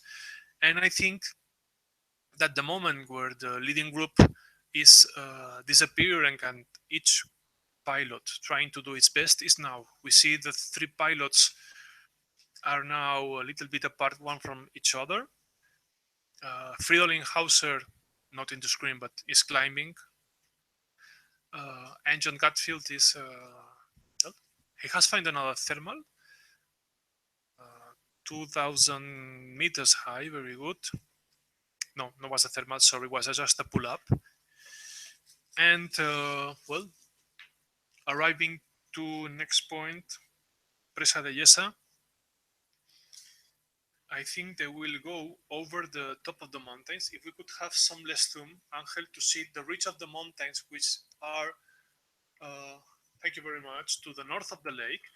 The last two races we saw them, and we saw especially Fridolin, relying on that ridge. As he told us that he stopped circling because he said, you went to the right, you fall, you went to the left, you fall. So the best thing was going just over the mountain, but not trying to circle. Otherwise, you would lose altitude. So we'll see what John Gatfield and Jürgen and Thomas will do. Now, Thomas Gosner is a little bit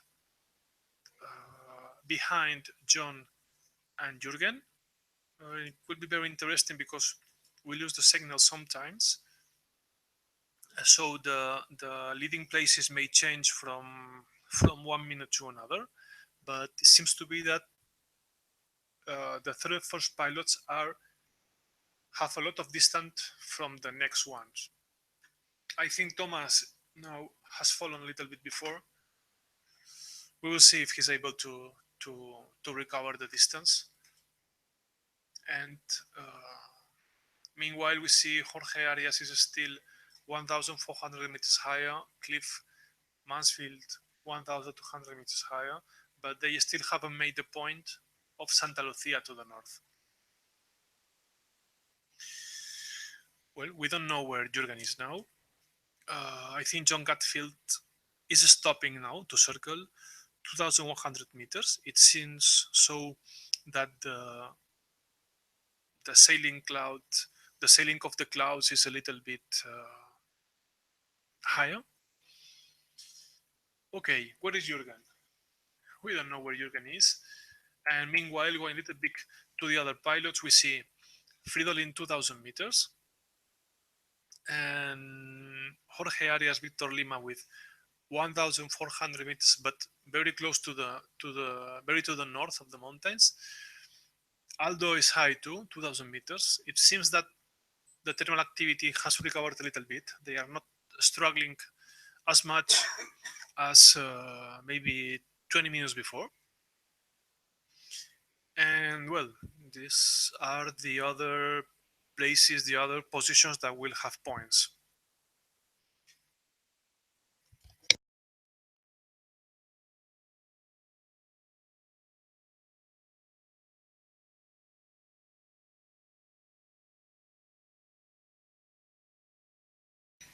Okay, now we lose the signal from the leading pilot, but from other system we see that now the leading clearly is Oscar Sierra, which is Jürgen Wessel, but he's not very high. He's 1,400 meters. He went over the ridges, but couldn't have much altitude from the mountains.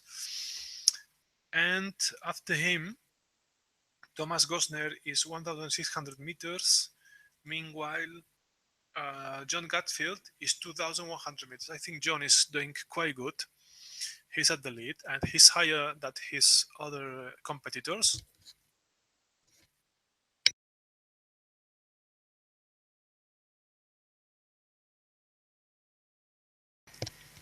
And remember that after they touch the point of Llobera de Bassa, they will have about 37 kilometers left.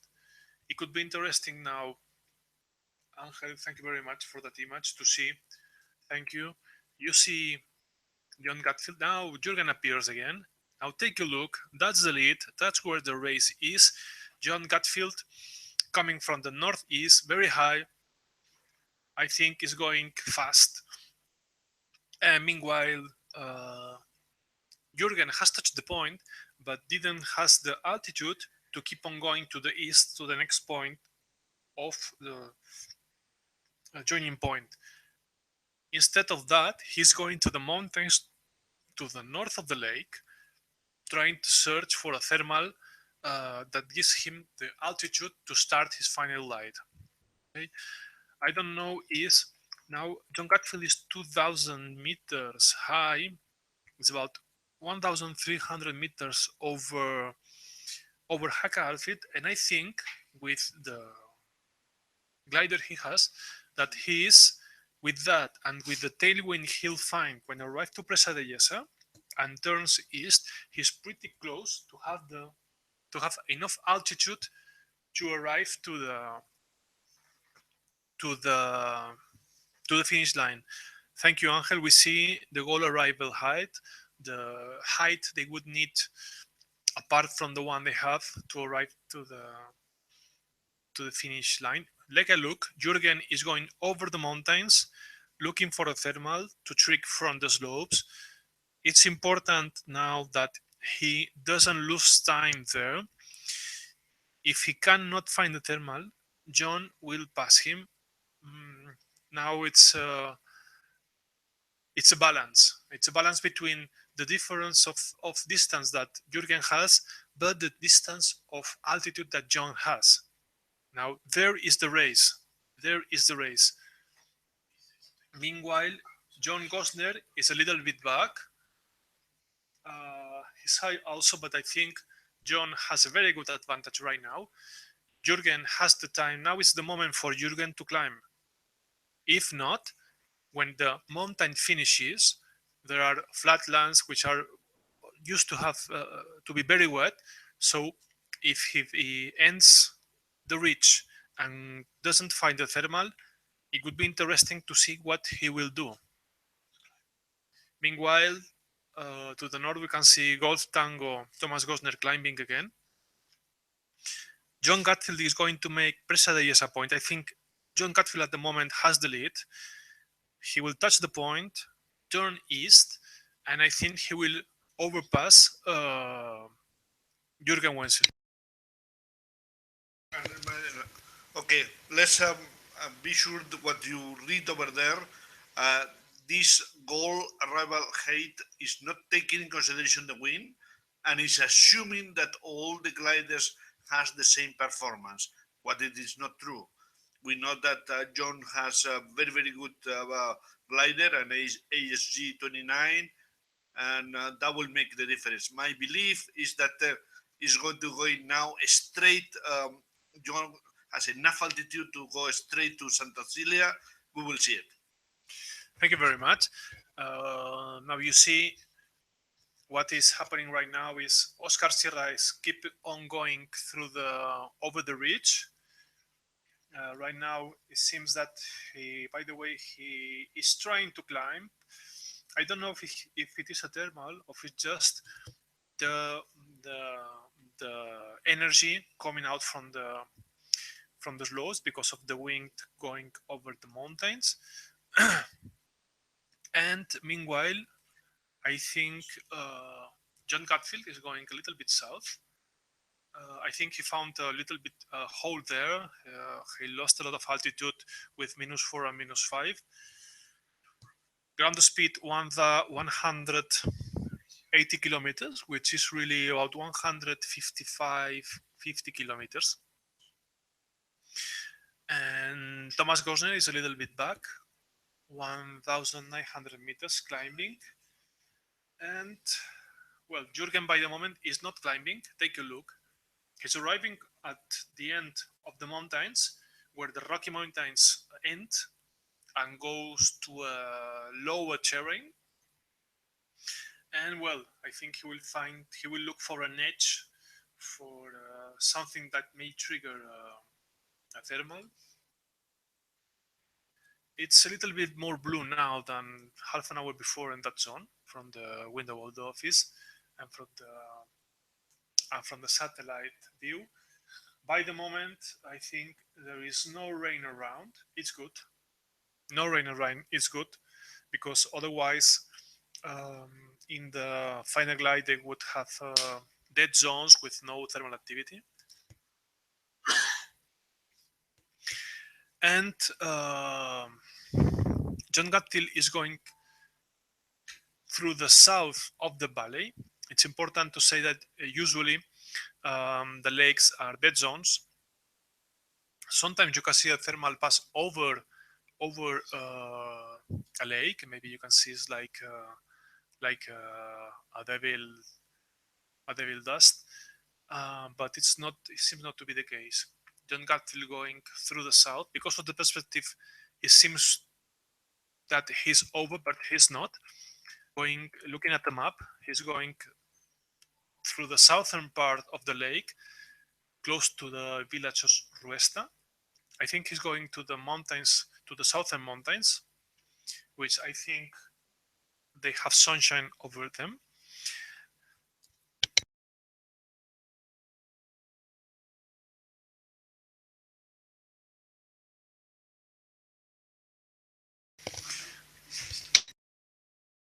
Okay, if you see what Angel explained you some minutes before, you see that John Gatfield goal arrived height is positive.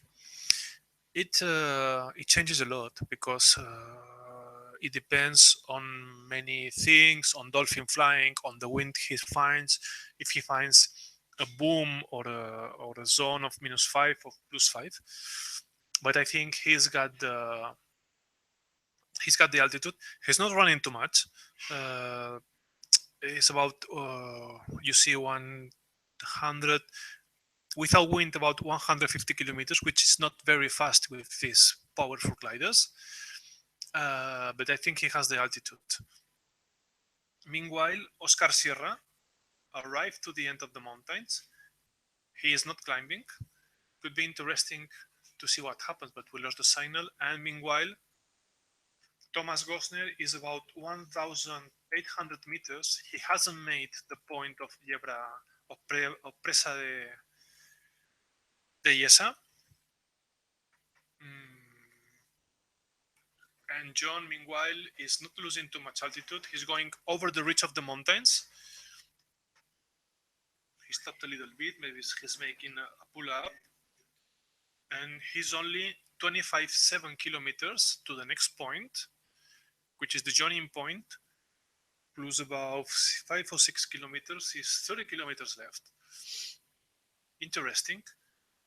Now John is trying not to circle again, just gaining some energy from the clouds he's passing through.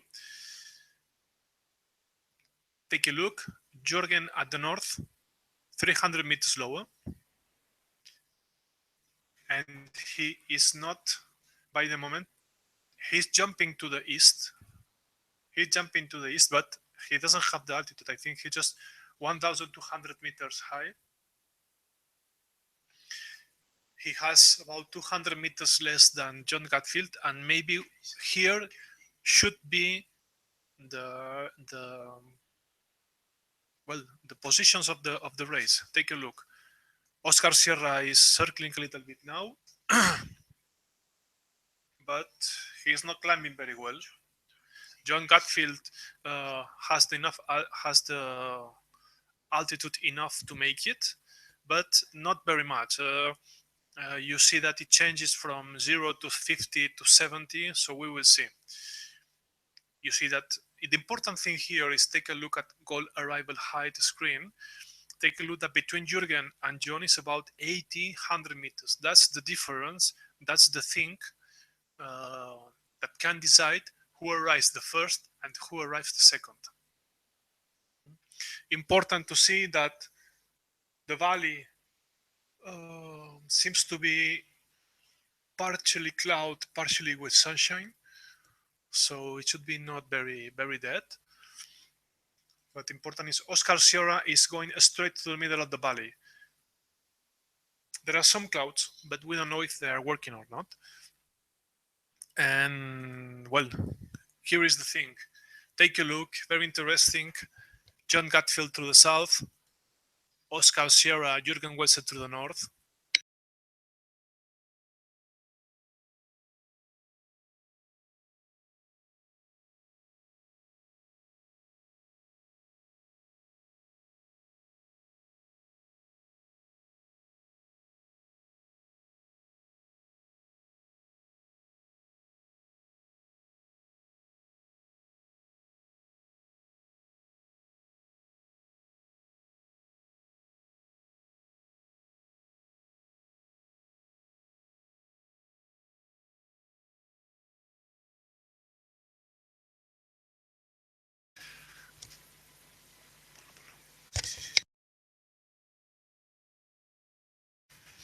Very much, Angel. Back again. Now here is the two leading pilots. To the north, Oscar Sierra, Jürgen Wenzel, and to the south, over the more high mountain terrain, John Gatfield. Important to see to the left hand between goal to the goal arrival height screen, a difference of 100 meters between both of them. Roland was telling us important that the margin of John Gatfield is increasing. He is about 140 meters over the zero line that would be the height of arrival to the finish line. And now they are only about 14 kilometers to the joining point and about 20 kilometers to the finish line. They are about 700 meters over ground right now. And it's important to remember that they must finish 740 meters over sea level. That's the limit. If they are lower than that, if they pass the finish line lower than that, they would have penalties. And it's important, they are so close that any penalty that they could have at the finish line or before at the start line, it could change who is the first and who is the second. Take a look at the ground speed. Jürgen Wenzel is about 150 kilometers. Meanwhile, John is at 200 kilometers per hour. Pretty close together, but I think John has a little bit of advantage. Has a margin of about 140 meters higher than Jürgen Wenzel. Interesting. And they are very close now. John is going faster than Jürgen. He's higher and faster, so John has the lead. John has the point to make each race.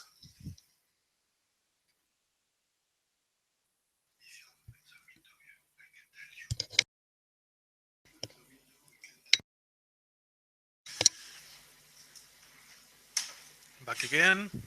Now the difference between John and Jürgen is even greater. I think John has the altitude. Jürgen Wenzel instead will have to manage very well the energy he has. He's about 200 meters over the minimum finish altitude. Meanwhile, John is about more than 300. And John is going 40 kilometers faster than Jürgen. Very interesting, the finish. Meanwhile, we lost signal of Thomas Gosner, but seems that Thomas Gosner is about 10 kilometers after them. He's at the end of the Sierra over Prix Lake. And well, maybe he will make the third position. And with that, he would have for sure the position to go to the finals in Chile. And apart from it, the second position, it will be interesting. It depends on what Fridolin makes.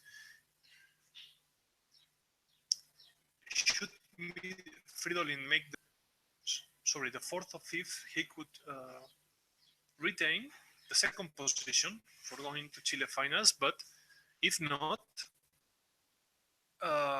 John Gatfield would have it. Now take a look, passing the joining point, similar height, but John is at the lead. John is going 30 kilometers faster than Jürgen Wenzel. The finish line, they have the same altitude, but John is going faster.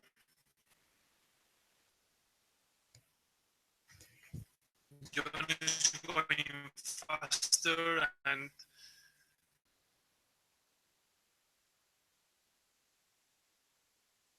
now from the cockpit view from Jürgen Wenzel, you can see in front of him John Gatfield, who is only about, I think, 400 meters in front of